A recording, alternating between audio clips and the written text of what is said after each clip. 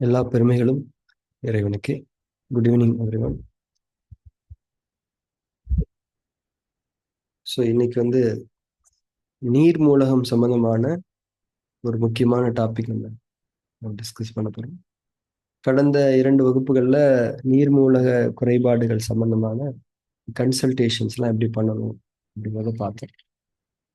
So அதனுடைய அடிப்படை என்ன அப்படின்னா, நம்ம உடம்புல வந்து வெப்பத்தை வந்து ஒரு அளவுக்கு மேலே அதனுடைய எல்லையை மீறாமல் நாம் பார்த்து கொண்டாலே நீருடைய அளவு அது என்ன அளவு இருக்கோ அது பாதுகாக்கப்படும். நிறைவான அளவு நீர் இருக்க வேண்டும், தரமானதாக அது இருக்க வேண்டும், வெப்ப சமநிலையோடு இருக்க வேண்டும். இது மூணுமே ப்ராப்பரா இருக்கும்போது தான் அது வந்து பரவும். பரவும் போது நன்மை நிகழ வேண்டும், விளைச்சல்கள் வெளிப்பட வேண்டும். பரவக்கூடிய நீர் என்பது தரமானதாக, சரியான அளவுடன் கூடியதாக, வெப்ப சமநிலையுடன் கூடியதாக இருக்க வேண்டும். ஸோ அதெல்லாம் பார்த்தோம். பரவலை பொறுத்த வரைக்கும் எங்க பரவணும் அப்படிங்கிறது ரொம்ப முக்கியம். இன்னைக்கு கிளாஸ்ல வந்து எந்த நோட்ஸுமே கிடையாது. சும்மா ரேண்டமா மனசுல என்ன தோணுதோ அதை நம்ம பேச போறோம். நீங்களுமே விருப்பப்பட்டா உங்க கருத்துக்கள் எல்லாம் சொல்லலாம். ஸோ ரொம்ப சிம்பிள் தாங்க. திரும்ப நான் சொல்றேன். நீர் சக்தி அப்படிங்கிறது வந்து ரொம்ப முக்கியமான ஒரு சக்தி. நீர் சக்தி என்பது மனித மனதிற்கு நெருக்கமான ஒரு சக்தி. ஏன்னா அதுல ஒரு குளுமை இருக்குது, அதுல ஒரு உயிரோட்டம் இருக்குது, ஒரு நிலமே இருக்குது. அது காஞ்சி போயிருந்தா நமக்கு பிடிக்காது. அது ஒரு ஈரப்பதத்தோடு இருக்கும்போதுதான் நம்ம அதை ரசிச்சு பார்க்கிறோம். ஒரு மழை பெஞ்சதுக்கு அப்புறம் அந்த மரங்களின் மீது, புல்வெளிகளின் மீது அந்த ஒரு நீர் பதம் படிந்திருக்கும் போது பார்ப்பதற்கு அது அழகாக இருக்கிறது. ஸோ தண்ணி அப்படிங்கிற விஷயம் வந்து குளிர்ச்சியோடு மனித மனதிற்கு பொருந்தக்கூடியதாக இருக்கிறது. அந்த தண்ணியை பொறுத்த வரைக்கும் நம்ம ஏற்கனவே பார்த்தோம், சரியான தரத்தில் இருக்கணும், சரியான அளவில் இருக்கணும், வெப்ப சமநிலையோடு இருக்கணும். இது மூன்றும் நிறைந்த நீர் என்பது சரியான தன்மையில் பரவ வேண்டும். பரவுதல் தான் நீரின் நோக்கம். பரவுதல் தான் நீரின் நோக்கம். அதோடு நின்றக்கூடாது. அது எங்கெல்லாம் பரவலாம், எங்கெல்லாம் பரவக்கூடாது அப்படிங்கிறதுல ரொம்ப கவனமா இருக்கும். ஏன்னா தண்ணி வந்து ஒரு விசைச்செடியையும் வளர்க்கும், ஒரு நல்ல விருட்சத்தையும் வளர்க்கும் தானே. அப்போ நம்ம வந்து பரவுறது அப்படிங்கிற ஒரு விஷயத்துல கொடுக்கிற கவனத்தை, தண்ணி பரவணும் அப்படிங்கிற விஷயத்துல கொடுக்கிற கவனத்தை அது எங்க பரவணும் அப்படிங்கிறதுலையும் கொடுக்கணும். ஓகே, எங்கெல்லாம் பரவக்கூடாது அப்படிங்கிறதுல நமக்கு ஒரு கிளாரிட்டி இருக்குது. எங்கெல்லாம் பரவலாம் அப்படிங்கிறதுல நமக்கு ஒரு கிளாரிட்டி இல்லை அப்படின்னு தான் நம்ம புரிஞ்சுக்கிறோம். நல்லா கவனிக்கணும்.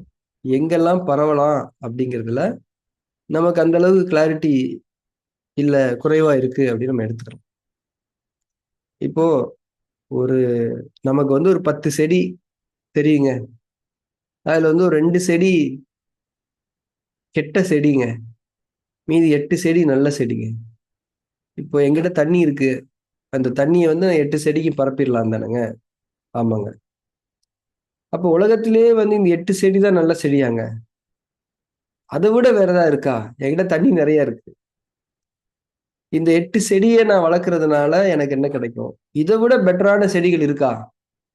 அதெல்லாம் எப்படி வளர்க்கலாம்? அதையும் தெரிஞ்சுக்கணும் தானே. புரியுது இல்லையா? நீங்களே ஒரு தோட்டம் வச்சிருக்கிறீங்க, ஒரு விதை போடுறீங்க, கன்று நடுறீங்க அப்படின்னா உங்களுக்கு இன்னொருத்தர் வந்து சொல்றாரு, இந்த இந்த ஒரு மரக்கன்று நடுங்க சார், இது சூப்பரா வளரும்.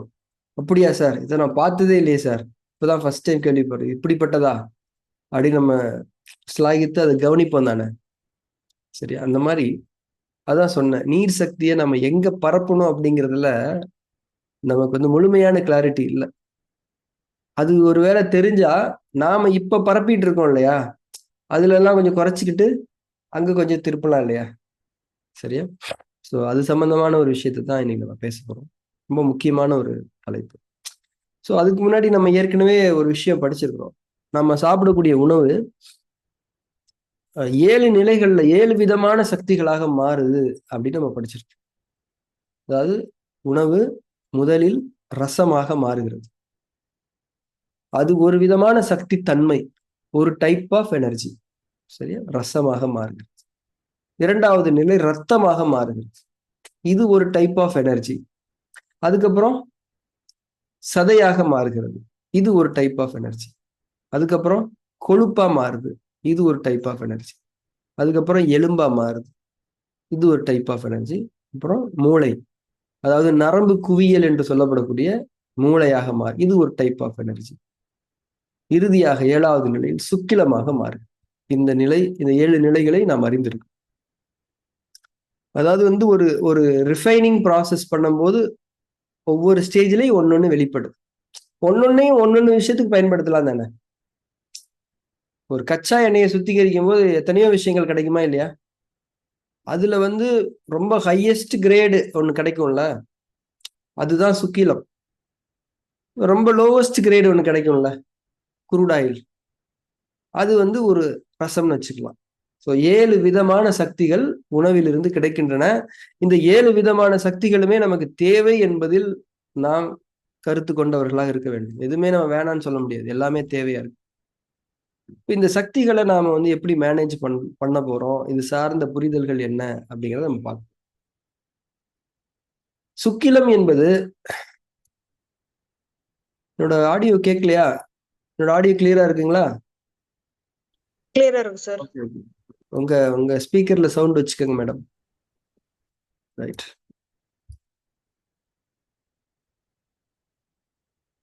ஸோ சுக்கிலம் அப்படிங்கிற ஒரு விஷயம் இருக்கு இல்லையா, அது வந்து உயர்வான ஒரு சக்தி நிலை, ஹை கிரேட். சரியா? இந்த சுக்கிலம் எங்க இருந்து கிடைக்குது அப்படின்னா உணவுல இருந்து தான் கிடைக்குது. உணவுல இருந்து கிடைக்குது, தண்ணியில இருந்து கிடைக்குது, காத்துல இருந்து கிடைக்குது. பல்வேறு விதமான நுட்பமான உயிர் கூறுகளை நம்ம வியர்வை துவாரங்கள் கிரகிக்குது இல்லையா? ஸோ இது எல்லாத்தையுமே நம்ம உள்ள இருக்கக்கூடிய அக உயிர் சக்திகளோடு ஒருங்கிணைத்து ஒரு ஒருங்கிணைந்த உயிராற்றல் உருவாகிறது.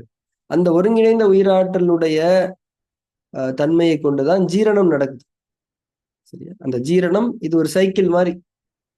ஒருங்கிணைந்த உயிராற்றலுக்கே உணவு தான் உயிரளிக்குது, ஊட்டம் அளிக்குது. அந்த ஒருங்கிணைந்த உயிராற்றலை கொண்டு அடுத்தடுத்த உணவுகள் சக்தி பிரிக்கப்படுகின்றன. ஸோ இது உங்களுக்கு ஆல்ரெடி தெரியும். சரி. ஸோ சுக்கிலம் அப்படிங்கிறது வந்து ஒரு உயர் ரகமான சக்தி தன்மை. இதை வந்து நம்ம எல்லாத்துக்குமே பயன்படுத்தலாம். இதை நம்ம எல்லாத்துக்குமே பயன்படுத்தலாம். இதை வந்து எதற்கு பயன்படுத்தலாம், எதற்கு பயன்படுத்தக்கூடாது அப்படிங்கிறது வந்து விதிமுறைகள்ல இருக்குது. ஆனா அது கட்டாயமா இல்லை. ஏன்னா மனிதனுக்கு வந்து ஒரு சுதந்திரம் கொடுக்கப்பட்டிருக்கு. அவன் அந்த சுக்கிலத்தை எதுக்கு வேணாலும் பயன்படுத்து, அந்த சுதந்திரம் இருக்குது அப்படிங்கிறத நம்ம புரிஞ்சுக்கணும். இந்த சுக்கிலம் அப்படிங்கிற தன்மை வந்து 2 விதமா பிரிக்கிறாங்க நம்ம தமிழ் மருத்துவ மரபுல. அதாவது வந்து விந்து நாதம் அப்படின்னு பிரிக்கிறாங்க. ஆண்களுக்கான சுக்கில சக்தியை விந்து என்றும், பெண்களுக்கான சுக்கில சக்தியை நாதம் என்றும் பிரிக்கிறாங்க. இது வந்து பாத்தீங்கன்னா வடிவத்துல உள்ள டிஃபரன்ஸ் தான், பட் எனர்ஜி ஒண்ணுதான். இப்போ ஒரு ஆண் பெண் இருக்காங்கன்னா அவங்களுக்குள்ள இருக்கக்கூடிய உயிராற்றல் ஒண்ணுதானே. இது ஆணுக்குள்ள வேற விதமான ஆற்றல், பெண்ணுக்குள்ள அப்படி கிடையாது. ஒரே ஆற்றல் தான். பொருள் வடிவங்கள்ல வேறையா இருக்கலாம். எனர்ஜியில வந்து ஸ்லைட் டிஃபரன்சஸ் மேபி இருக்கலாம். ஏன்னா நம்ம எனர்ஜியை பத்தி ஆழமா தெரியாதுன்றது மேபி இருக்கலாம். ஆனா கிட்டத்தட்ட ஒண்ணுதான், ரெண்டுமே ஒரே விஷயம்தான். ஸோ சுக்கிலத்தை வந்து 2 முகங்களில் பார்க்கிறார்கள் தமிழ் மருத்துவ மரபுல. விந்து நாதம். சரிங்களா? அதாவது ரொம்ப சிம்பிளா புரிஞ்சுக்கணும்னா ஸ்பெர்ம் அண்ட் எக் அப்படின்னு நீங்க புரிஞ்சுக்கலாம். சரியா? ஸோ இது சுக்கில சக்தியினுடைய வடிவங்களாக, உடல் சார்ந்த வடிவங்களாக நாம் அறிகிறோம். இப்ப இந்த சுக்கிலம் அப்படிங்கிற ஒரு விஷயத்தை உருவாக்குறது யார் அப்படின்னா நீர் சக்தி தான். சுக்கிலத்தை உருவாக்குறது யாரு? நீர் சக்தி தான். ஏற்கனவே நம்ம படிச்சிருக்கோம் இல்லையா, நம்ம உடம்புல வந்து ஹார்மோனுடைய குவாலிட்டின்னு ஒண்ணு இருக்குல்ல. ஹார்மோனை ப்ரொடியூஸ் பண்றதும் அதை தரமா ப்ரொடியூஸ் பண்றது யாரு? சிறுநீரகம் தானே. அப்ப இந்த விந்து சக்தி என்பது ஒரு திரவம் தானே. அப்ப அதை உருவாக்கக்கூடிய பொறுப்பு யாருக்கிட்ட இருக்குது? சிறுநீரகத்தை சார்ந்ததாக இருக்கிறது என்பதை நாம் புரிந்து கொள்ள வேண்டும். அப்போ நம்ம ஏற்கனவே படிச்சிருக்கிறோம், நல்ல தரமான ஜீரணம் நீர் சக்தியினுடைய தரத்திற்கு உதவி செய்ய முடியும். நல்ல ஜீரணம் தரமான நீர் சக்தி உருவாக்க உதவ முடியும். நல்ல சுவாசம் சரியான அளவுடன் கூடிய நீர் சக்தி உருவாக்குவதற்கு உதவ முடியும். சரியா? எர்த் எலிமெண்ட் நல்லா இருந்தா வாட்டருடைய குவாலிட்டி நல்லா இருக்கும்.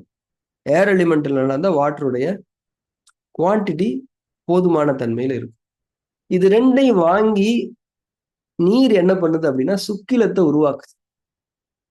நீர் என்ன பண்ணுது? சுக்கிலத்தை உருவாக்குது. அதாவது ரசம், ரத்தம், சதை இது மூணுமே நிலத்தாலும் காற்றாலுமே உற்பத்தி செய்யப்பட்டு விடுகிறது.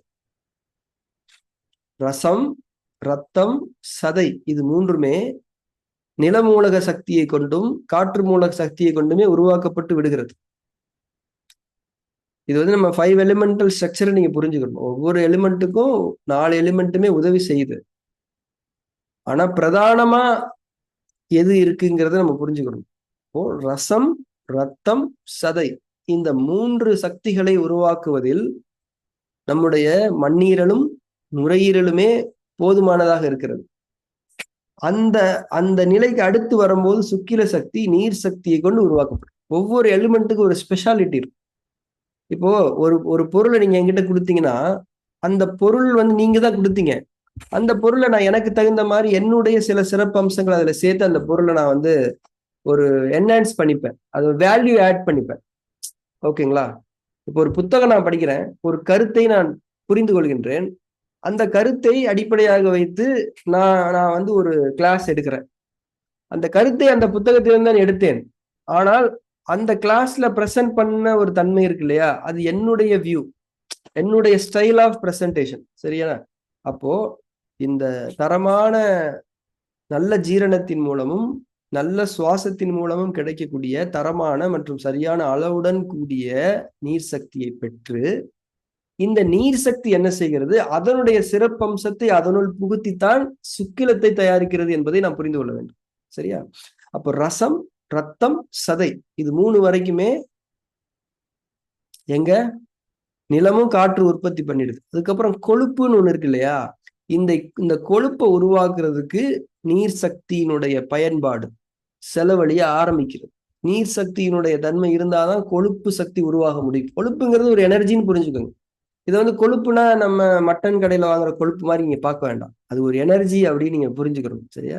ஸோ அந்த எனர்ஜியை உருவாக்குறதுல நீர் சக்தி அப்படியே ஸ்லைட்லி தன்னுடைய கான்ட்ரிபியூஷனை கொடுக்க ஆரம்பிக்குது. அதுக்கப்புறம் என்ன வருது? எலும்பு. எலும்புன்னு வரும்போது நான் பாத்துக்கிறேன்ப்பா, நீங்க எல்லாம் போங்க அப்படின்னு சொல்லிட்டு நீர் சக்தியே அந்த எலும்புக்கான கண்டென்ட்டை உருவாக்குது. அதாவது எலும்பு மஜ்ஜைன்னு நம்ம சொல்றோமா இல்லையா? அதனாலதான் அக்குபஞ்சர்ல எலும்பு மஜ்ஜைகள் எலும்பு எல்லாமே நீர் மூலகத்தினுடைய பராமரிப்புல நம்ம வச்சிருக்கிறோம். சரியா? அதுக்கப்புறம் என்னதுங்க? மூளை. அதாவது நரம்பு குவியல் மூளை. அப்போ மூளை என்பது நீர் சக்தியை கொண்டும் மரசக்தியை கொண்டும் உருவான ஒரு சக்தி தொகுப்பாக இருக்கு. கொழுப்புல நீர் சக்தி நிலம் காற்றோடு தன்னை இணைத்து கொண்டு கொழுப்பை உருவாக்கி விடுகிறது. எலும்பை தானே உருவாக்குகிறது. மூளை என்று வரும்போது இந்த பக்கம் லிவர் கூட சேர்ந்து அந்த மூளை நரம்பு குவியலை உருவாக்கி விடும். சரியா? ஸோ இந்த இடத்துல நல்லா புரிஞ்சுக்கணும். கொழுப்பு, எலும்பு, மூளை இது 3மே நம்ம பாடியினுடைய கோர் அங்கங்கள் என்பதை நான் புரிந்து கொள்ளும். கொழுப்பு கூட விடுங்க, எலும்புகளும் எலும்பு கட்டமைப்பும் மூளையும் ஒரு ஹியூமன் பாடியுடைய மிக முக்கியமான அம்சம். எல்லா உயிர்களுக்குள்ளும் எலும்பு இருக்கிறது. ஆனால் மனிதர்களுக்கான கட்டமைப்பு தான் மேல் நோக்கியதாக இருக்கிறது. அந்த மேல் நோக்கி எலும்பு கட்டமைப்பை ஜீவகாந்த ஆற்றலை கொண்டு நிலைநிறுத்தி கொண்டிருப்பது நீர் சக்தி தான் என்பதை நாம் புரிந்து கொள்ள வேண்டும். சரியா? அப்போ இந்த எலும்பு, மூளை இது ரெண்டுலையுமே வந்து சிறுநீரகம் வந்து தன்னுடைய ஒரு டெடிகேட்டட் கான்ட்ரிபியூஷன் வந்து பண்ணுது. சரிங்களா? அதுக்கப்புறம் சுக்கிலத்தை பொறுத்தவரை நீர் சக்தி மற்றும் மரசக்தி. இதுல வந்து சுக்கிலத்தை பொறுத்தவரை நீர் சக்தியினுடைய பயன்பாடு என்பது மிக பெரியதாக இருக்கிறது என்பதை நாம் புரியும். ஏன்னா ஏங்க, அதாவது மூளையெல்லாம் வந்து இவங்களோட தான் சேர்ந்து உற்பத்தி பண்ணுது, சுக்கிலத்தை மட்டும் இதுவே உற்பத்தி பண்ணுது. ஏன்னா சுக்கிலம் என்பதற்கு எந்த விதமான உதவிகளும் தேவையில்லை. அது திரவ வடிவமாகவே இருக்கிறது. இதை வந்து பின்னாடி நம்ம ஸ்ட்ராங்கா புரிஞ்சுக்கலாம். இப்போதைக்கு ரொம்ப குழப்பிக்க வேண்டாம். சரியா? ஸோ இந்த இடத்துல என்ன சொல்லி முடிச்சுக்கலாம் அப்படின்னா, சுக்கிலம் என்ற அந்த ஹை கிரேட் ஃபுட் எனர்ஜியை உருவாக்குறதுல நீர் சக்தி மிக முக்கியமான பங்கை வகித்துக் கொண்டிருக்கிறது என்பதை நாம் புரிந்து கொள்ள வேண்டும். அப்கோர்ஸ் மற்ற விஷயங்களுமே கான்ட்ரிபியூஷன் பண்ணும் தான். ஆனா பிரதானமான பங்களிப்பு என்பது நீர் மூலகத்தை கொண்டு உற்பத்தி செய்யப்படுது. அப்ப இந்த பாயிண்ட் வரைக்கும் நாம என்ன புரிஞ்சுக்கிறோம் தெரியுமா? நாம சாப்பிடக்கூடிய உணவு 7 விதமான சக்திகளாக பிரிகிறது. 7 விதமான சக்திகளுக்கும் ஒவ்வொரு பயன்பாடு இருக்கிறது. அதுல 7 விதமான சக்தி பிரிப்பிலுமே நம்ம பஞ்சபூத மூலகங்கள் ஈடுபடுகின்றன. அதுல சுக்கிலம் என்பது ஹையர் கிரேடு. அந்த சுக்கிலத்தை உருவாக்குவதில் நீர் சக்தி வந்து தன்னுடைய புறத்திலிருந்து மிக பெரும் பங்கை அதற்கு ஆற்றுகிறது என்பதை நாம் புரிந்து கொள்ள வேண்டும். இது வரைக்கும் நம்ம புரிஞ்சுக்கிட்டா போதும். இப்போ அடுத்து நம்ம புரிஞ்சுக்க வேண்டியது என்னன்னா, சுக்கிலம் அப்படிங்கிறது ஒரு சுப்ரீம் எனர்ஜி. இந்த எனர்ஜியை நாம எதுக்கெல்லாம் பயன்படுத்தலாம் அப்படின்னா, உடல் சார்ந்த விஷயங்களுக்கும் பயன்படுத்தலாம், உடல் சாராத விஷயங்களுக்கும் பயன்படுத்தலாம். இங்க இருந்துதான் இந்த அண்டர்ஸ்டாண்டிங் நம்ம ஆழமா உள்வாங்கிக்கணும். இந்த எனர்ஜியை நாம உடல் சார்ந்த தேவைகளுக்கும் பயன்படுத்தலாம், உடல் சாராத தேவைகளுக்கும் பயன்படுத்தலாம். இப்போ உடல் சார்ந்த தேவைகள்னா என்னங்க அப்படின்னா, நம்மளுடைய அசைவுகள் நம்முடைய உணவருந்துதல், ஜீரணம், வேலைகள் செய்தல், உடல் உறவு, வேற ஏதாவது ஒரு சிறப்பு விஷயங்களை ஈடுபடுறது. ஸோ உடலை நீங்க எதுலெல்லாம் ஈடுபடுத்துறீங்களோ அது எல்லாத்துக்குமே சுக்கில சக்தி என்பது பயன்படத்தான் செய்யும். மனம் சார்ந்த விஷயங்களுக்கும் சுக்கில சக்தியை பயன்படுத்தலாம். மனம் சார்ந்த விஷயங்களுக்கு அப்படின்றதுனா என்னது? அது என்னன்னு சொல்ல முடியாது. ஒவ்வொருத்தருடைய மனம் ஒவ்வொரு விதமா செயல்படுது. இந்த சுக்கில சக்தி வந்து எதற்கானதாக படைக்கப்பட்டிருக்கிறது, எதற்கான தன்மையில் பொருந்தக்கூடியதாக இருக்கிறது என்றால், மனம் சார்ந்த விஷயங்களுக்கு தான் பொருந்தக்கூடியதா இருக்குது. இது எப்படி புரிஞ்சுக்கலாம்னா, இப்ப ஒயிட் பெட்ரோல்னு ஒண்ணு இருக்குது. அதை வந்து ஃபிளைட்ல ஊத்துறதுக்காக தானே கண்டுபிடிச்சிருக்காங்க. இப்போ அந்த ஒயிட் பெட்ரோலை நீங்க வந்து ஊத்தி வேற விஷயங்களையும் ஓட்டலாம், அதுக்கு தகுந்த மாதிரி. ஆனா பெட்ரோலும் ஃபிளைட்டும் ஓட்டலாம், அந்த மாதிரி புரிஞ்சுக்கலாம். அதாவது சுக்கில சக்தியினுடைய பயன்பாடு எதற்கானதாகவே வடிவமைக்கப்பட்டிருக்கிறது என்றால், மனதின் செயல்பாடுகளுக்கானதாக வடிவமைக்கப்பட்டிருக்கிறது. உடலின் செயல்பாடுகளுக்கும் அது ஆகுமானதுதான். இது எப்படி புரிஞ்சுக்கலாம்னா, ஒரு 30-40% நீங்க பாடிலி ஒர்க்குக்கு பயன்படுத்திக்கலாம். ஒரு 60% எபோவ் நீங்க மென்டல் ஒர்க்குக்கு நீங்க பயன்படுத்துறீங்கன்னா அது நல்ல ஸ்பெண்டிங் அப்படின்னு புரிஞ்சுக்கலாம். சரிங்களா? சுக்கிலம் அதுக்காக. ஏன்னா பாடிலி விஷயங்களுக்கு நிறைய விஷயங்கள் தான் உடல் உருவாக்கிடுச்சுல. ரசம் உருவாக்கிடுச்சு, ரத்தம் உருவாக்கிடுச்சு, சதை உருவாக்கிடுச்சு, கொழுப்பு உருவாக்கியாச்சு, எலும்பு உருவாக்கியாச்சு, மூளை உருவாக்கியாச்சு. இதை வச்சு நீங்க வந்து என்ன பண்ணலாம்? உடலை ரன் பண்ணிடலாம். சரியா? சுக்கிலம்னு ஒண்ணு தேவை கிடையாது. சுக்கிலம் எதற்கானதாக இருக்கிறது? மனம் சார்ந்த செயல்பாடுகளுக்கானதாக இருக்கிறது. இதை நாம் புரிந்து கொள்வது. இந்த பாயிண்ட்டை நீங்க தெளிவா உள்வாங்கிக்கணும். சரியா? இப்போ இந்த இடத்துல என்ன தவறு நடக்குது, மனிதன் வந்து எப்படி அதை மேனேஜ் பண்றான் அப்படின்றத நம்ம புரிஞ்சுக்கணும். அதாவது சரியான முறையில் ஒரு உடல் சார்ந்த செயலை செய்யும் போது நம்ம வந்து ப்ராப்பரா எனர்ஜியை வந்து ஸ்பெண்ட் பண்ணலாம் தானே. அதாவது வந்து நம்ம கிட்ட ஒரு 1,00,000 ரூபா இருக்குதுங்க, ஒரு பர்ச்சேஸ்க்கு போறோம். நல்ல நல்ல ஒரு எக்ஸ்பீரியன்ஸ்டான ஆளு, திறமையான ஒரு ஆளா இருந்தா அந்த 1,00,000 ரூபாயவே வச்சு நிறைய விஷயத்த வாங்கிடுவாரா இல்லையா? தனக்கு தேவையான எல்லாத்தையும் வாங்கிடுவார். இப்போ 1,00,000 பட்ஜெட் போடுறாங்க, படம் எடுக்கிறாங்கன்னு வச்சுக்கோங்களேன். 1,00,000 பட்ஜெட்டு. ஒரு நல்ல டைரக்டர், நல்ல cameraman, experienced cast and crew இருந்ததுன்னா அந்த பட்ஜெட்டுக்குள்ளேயே பிளான் பண்ணி முடிச்சிருவாங்களா இல்லையா? இப்போ கத்துக்குட்டிங்க இருக்கிறாங்க, புதுசா எடுக்க போறாங்க. அப்படிங்கும் போது அவங்க என்ன பண்ணுவாங்க? தப்பா பண்ணி பட்ஜெட் அதிகமாக்கிடுவாங்களா இல்லையா? 1,00,000 படத்தை 2,00,000 3,00,000 ஆக்கிட்டாங்கன்னா அப்படி நடக்குதா இல்லையா? இப்ப நம்மளே ஒரு தொழில் பண்ண போறோங்க, நமக்கு வந்து இன்வெஸ்ட் பண்றது இருந்தாப்பா ஒரு 10,00,000 வச்சுக்க, இதுக்குள்ள நீ இன்வெஸ்ட் பண்ணி எல்லாத்தையும் பண்ணிரு, எல்லா பொருளையும் வாங்கிரு சொல்லி கொடுக்குறாங்க. நமக்கு ஏற்கனவே எக்ஸ்பீரியன்ஸ் இருக்குது, நல்ல கான்டாக்ட் எல்லாம் இருக்குதுன்னா எல்லாமே நெகோசியேட் பண்ணி பேசி 10,00,000க்குள்ளேயே முடிச்சு சொல்லப்போனா அதுல கொஞ்சம் மிச்சமும் பிடிச்சிடலாமா இல்லையா? சரியா? இப்போ நமக்கு ஒண்ணுமே தெரியல, நமக்கு எக்ஸ்பீரியன்ஸே இல்லைங்கும் போது நம்ம என்ன செய்ய முடியும்? அந்த 10 லட்சத்தையும் செலவு பண்ணி, சார் பத்தல சார், இன்னும் ஒரு 5-6 லட்சத்துக்கு தேவை இருக்குது, காசு கொடுங்க அப்படின்னு கேட்டா அது எப்படி இருக்கு? ரெண்டுமே நடக்க வாய்ப்பு இருக்கா இல்லையா? சரியா? சோ இதுதான் நம்ம கவனமா உள்வாங்கிக்கணும். சுக்கிலம் என்ற தன்மை நம்முடைய உடம்புல உருவாகக்கூடிய உயர்நிலை ஆற்றல், அது மனதின் செயல்பாடுகளுக்கானதாக இருக்கிறது. உடலின் செயல்பாடுகளுக்கு என்று தனிப்பட்ட ஒரு முறையில் சக்தி என்பது உருவாகி ஒதுக்கப்பட்டு விட்டது. ஆனால் மனிதர்களாகிய நாம் தவறான உடல் அசைவுகளின் மூலம், புலன் பயன்பாடுகளின் மூலம், தவறான பாலியல் வாழ்க்கை மூலம், இன்னும் தவறான உடலியல் செயல்பாடுகள் மூலமாக ரசம், ரத்தம், சதை, கொழுப்பு, எலும்பு, மூளை ஆகிய சக்தி தொகுப்புகளை எல்லாம் விரயம் செய்துவிட்டு அதில் பற்றாக்குறையையும் நாம் ஏற்படுத்தி விடுகின்றோம். புரிஞ்சுக்க முடியுதா? இந்த பற்றாக்குறை ஏற்படும் போது என்னைக்குமே பாடியை பொறுத்த வரைக்கும் பாடியோட ரன்னிங் அப்படிங்கிறது வந்து ரொம்ப முக்கியமானது. சரியா? பாடி தானே முக்கியம். நம்ம உடலை கொண்டுதானே இந்த உலகத்தில் வாழ முடியும். அப்போ என்னப்பா, உனக்கு வந்து இந்த 6 விதமான சக்தி தொகுப்புகளை கொடுத்தோம், அதுவே உனக்கு போதுமானதா இருக்கும் அப்படின்னு தான் கொடுத்தோம். நீ அதையெல்லாம் தேவையில்லாம தப்பா செலவு பண்ணிட்டு இப்ப 10ல இருந்து நிக்கிறியப்பா அப்படின்னு சொல்லும்போது பாடியோடைய மேனேஜ்மெண்ட் என்ன பண்ணுது? இயல்பாவே சுக்கில சக்தியிலிருந்து ஒரு பகுதியை உடலியல் பயன்பாட்டுக்கு திருப்பி விடுகிறது.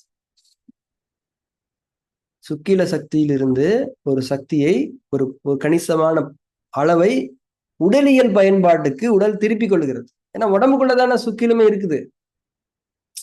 சரியா? இப்போ ஒரு ராஜா இருக்கிறாரு. அந்த ராஜா வந்து அவருடைய கஜானாவே காலி ஆயிடுச்சு. அந்த ஊர்ல ஒரு கோடீஸ்வரர் இருக்கிறாரு. அவர் நிறைய காசு வச்சிருக்காரு. ராஜா என்ன பண்ணுவாரு?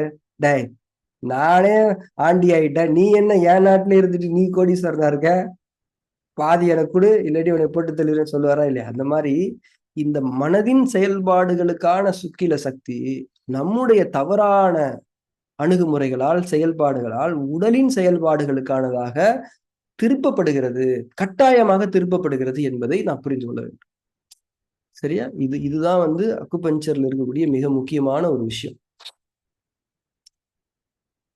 ஆனா இன்னொரு கருத்தும் மருத்துவ மரபில் சொல்லப்படுகிறது. அது என்ன அப்படின்னா, இயல்பாகவே சுக்கில சக்தியினுடைய ஒரு கணிசமான பகுதி ஒரு டொனேஷன் மாதிரி கொடுப்போமா இல்லையா? இப்ப நம்ம கிட்ட நம்ம ஒரு 10 லட்சம் சம்பாரிச்சிட்டோம், இந்தாங்க ஒரு 10,000 வச்சுக்கோங்க சார், ஒரு சேரிட்டி மாதிரி கொடுப்போமா இல்லையா? அந்த மாதிரி இந்த சுக்கில சக்தியினுடைய ஒரு ஒரு சொற்பமான ஒரு பெர்சன்டேஜ் வந்து எதுக்கு பயன்படுதுன்னு சொல்றாங்கன்னா, நம்முடைய எலும்பு இருக்கு இல்லையா, முதுகெலும்பு கட்டமைப்பு, அதன் ஊடாக நடக்கக்கூடிய அந்த தண்டுவடம், அந்த தண்டுவடத்தின் ஊடாக நடக்கக்கூடிய சக்தி பரிமாற்றம், அந்த நியூரான்ஸோட சிக்னல் பிரெயின்ல இருந்து ஆர்கன்ஸ்க்கு எல்லாம் போகுதா இல்லையா, அதுக்கு இந்த சுக்கிலத்தினுடைய ஒரு பகுதி பயன்படுது அப்படின்னு சொல்றாங்க. அதே போல சக்ராஸ்ன்னு சொல்றோமா இல்லையா, இந்த சக்ராஸுக்கான செயல்பாடுகளுக்கும் சுக்கிலத்தினுடைய ஒரு பகுதி செயல்படுதுன்னு சொல்றாங்க. சோ 2 விதமான கருத்துக்கள் இருக்கின்றன. இருந்தாலும் பெரும்பான்மையான சுக்கில சக்தி உடலுக்கானதாக இல்லை என்பதை நாம் புரிந்து கொள்ளணும். புரியுதுங்களா? பெரும்பான்மையான 90% வந்து உடலுக்கானது இல்லை, 10% வேணா வச்சுக்கோங்கப்பா, அவ்வளவு. சரியா? சோ இதை நம்ம புரிஞ்சுக்கணும்.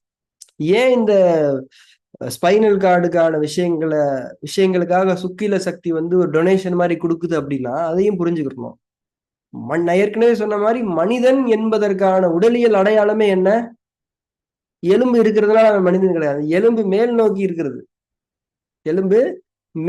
இருக்கிறது. அதுக்கு வந்து எப்பயுமே ஒரு எக்ஸ்ட்ரா ஃபோர்ஸ் தேவைப்பட்டுக்கிட்டே இருக்கும். இப்போ நம்ம பசங்களாடி கூன் போட்டு உட்கார்ந்தாங்கன்னா என்ன தெரியுமா அர்த்தம்?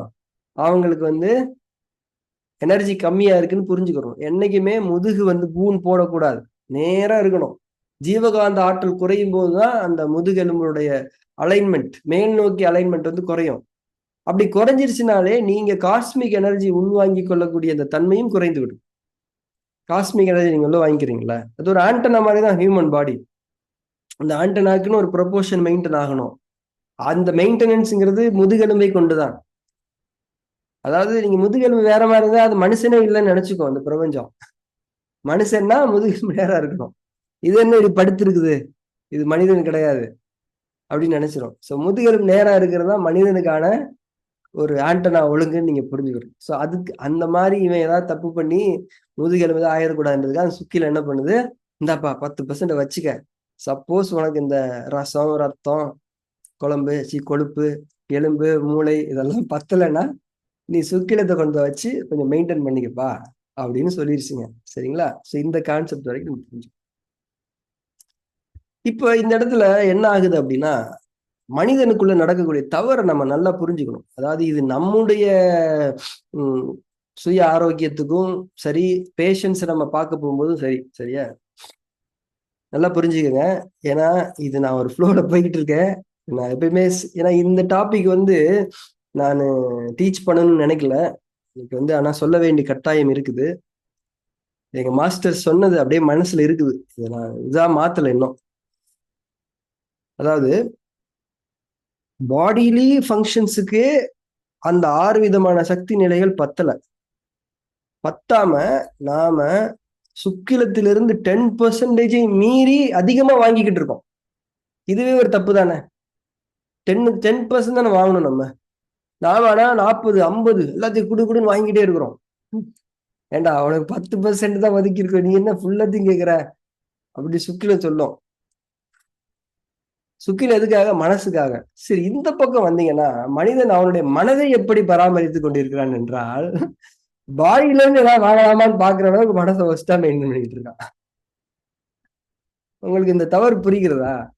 அதாவது கவலை, துக்கம், கோபம், பயம், பெருமை, பொறாமை, வெறுப்பு, பகை உணர்ச்சி, நன்றி மறத்தல், உள்ளச்சம் இல்லாம இந்த மாதிரியான நெகட்டிவ் எமோஷன்ஸ் என்ன பண்ணுது?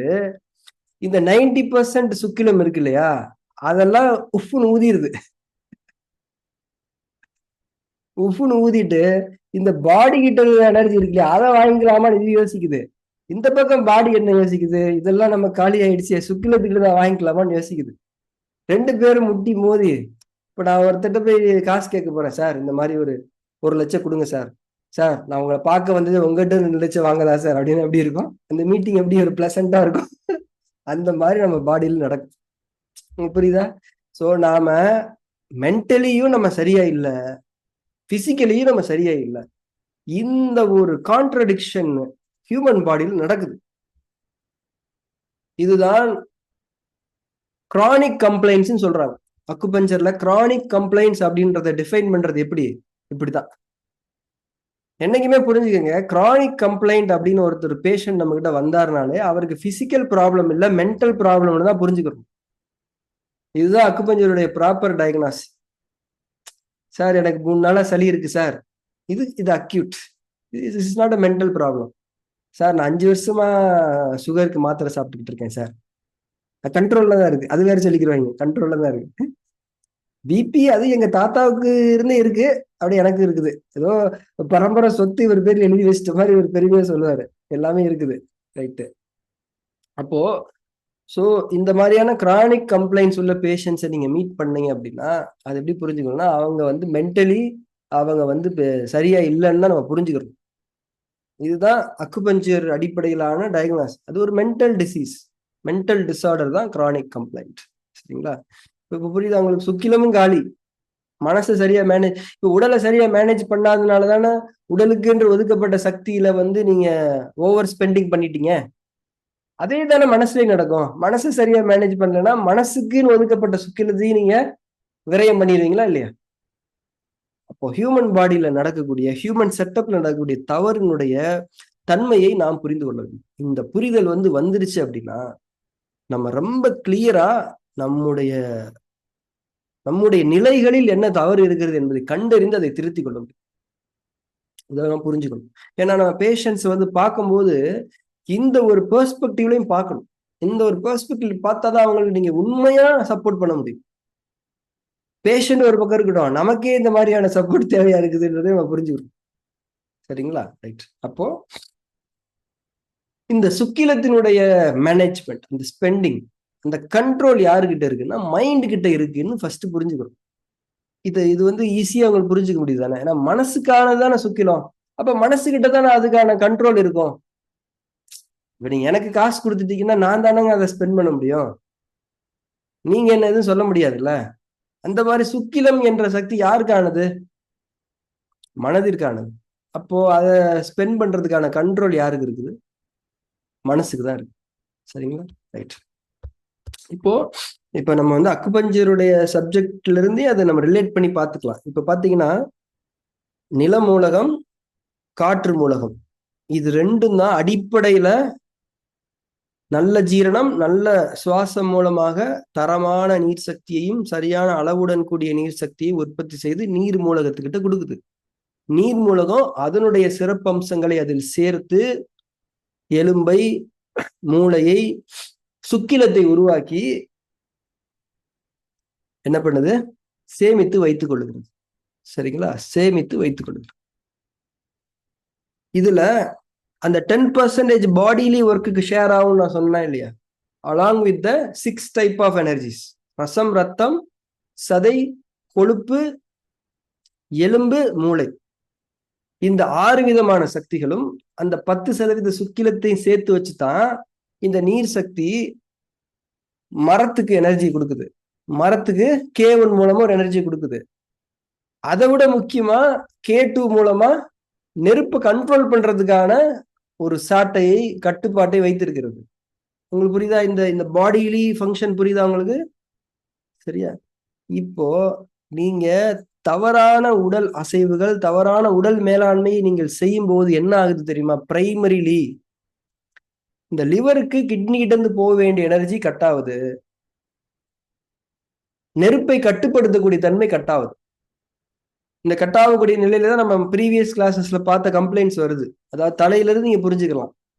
தலைமுடி உதிர்தல், கண்ணு சரியா தெரியல, காது சரியா கேட்கல, தைராய்டு பிரச்சனைகள் இருக்குது, அந்த ஹார்மோனல் டிசார்டர்ஸ், மாஸ்டர் கிளாண்டு தப்பாகிறதுனால ஹார்மோனல் பிரச்சனைகள் இருக்குது, ஜாயிண்ட் பெயின்ஸ் இருக்குது, ரீப்ரொடக்டிவ் சிஸ்டம் சம்பந்தமான பிரச்சனைகள் இருக்குது, ஃபெர்டிலிட்டி கம்ப்ளைண்ட்ஸ் இருக்குது, பெண்களுக்கு மாதவிடாய் சம்பந்தமான பிரச்சனைகள் இருக்குது, அதே போல இந்த முதுகெலும்பு அடுக்குகள் சம்பந்தமான பிரச்சனைகள் இருக்குது, முழங்கால் வலி இருக்குது, இடுப்பு வலி இருக்குது, கணுக்கால் வலிக்குது, குதிக்கால் வலிக்குது, நகம் வந்து கருப்பாயிடுச்சு, உதிர்ந்து போயிடுச்சு, பாடி ஹீட்டா இருக்குது, இந்த மாதிரி ஏகப்பட்ட கம்ப்ளைண்ட்ஸ் இருக்கா இல்லையா?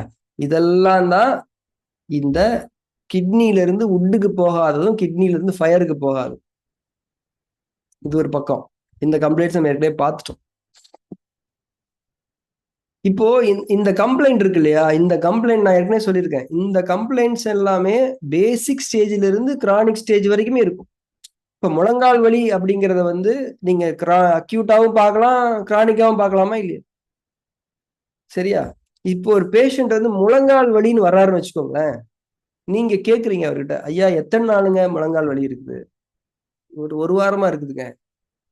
அப்போ என்ன புரிஞ்சுக்கலாம்? அவருக்கு பிசிக்கல் ஒர்க்குக்காக அலாட் பண்ணப்பட்ட அந்த 6 விதமான சக்திகளும் அந்த 10% சுக்கிலமும் பத்தல அப்படின்னு புரிஞ்சுக்கலாம். சரிங்களா? இல்லைங்க எனக்கு முழங்கால் வலி வந்து 5 வருஷமா இருக்குதுன்னு சொன்னா என்ன தெரியுமா புரிஞ்சுக்கணும்? அவரு இதையும் காலி பண்ணிட்டாரு, சுக்கிரத்தினுடைய ஒரு அமௌண்ட்டையும் காலி பண்ணிட்டாரு, மனதினுடைய தன்மைக்கு சுக்கினம் இல்ல.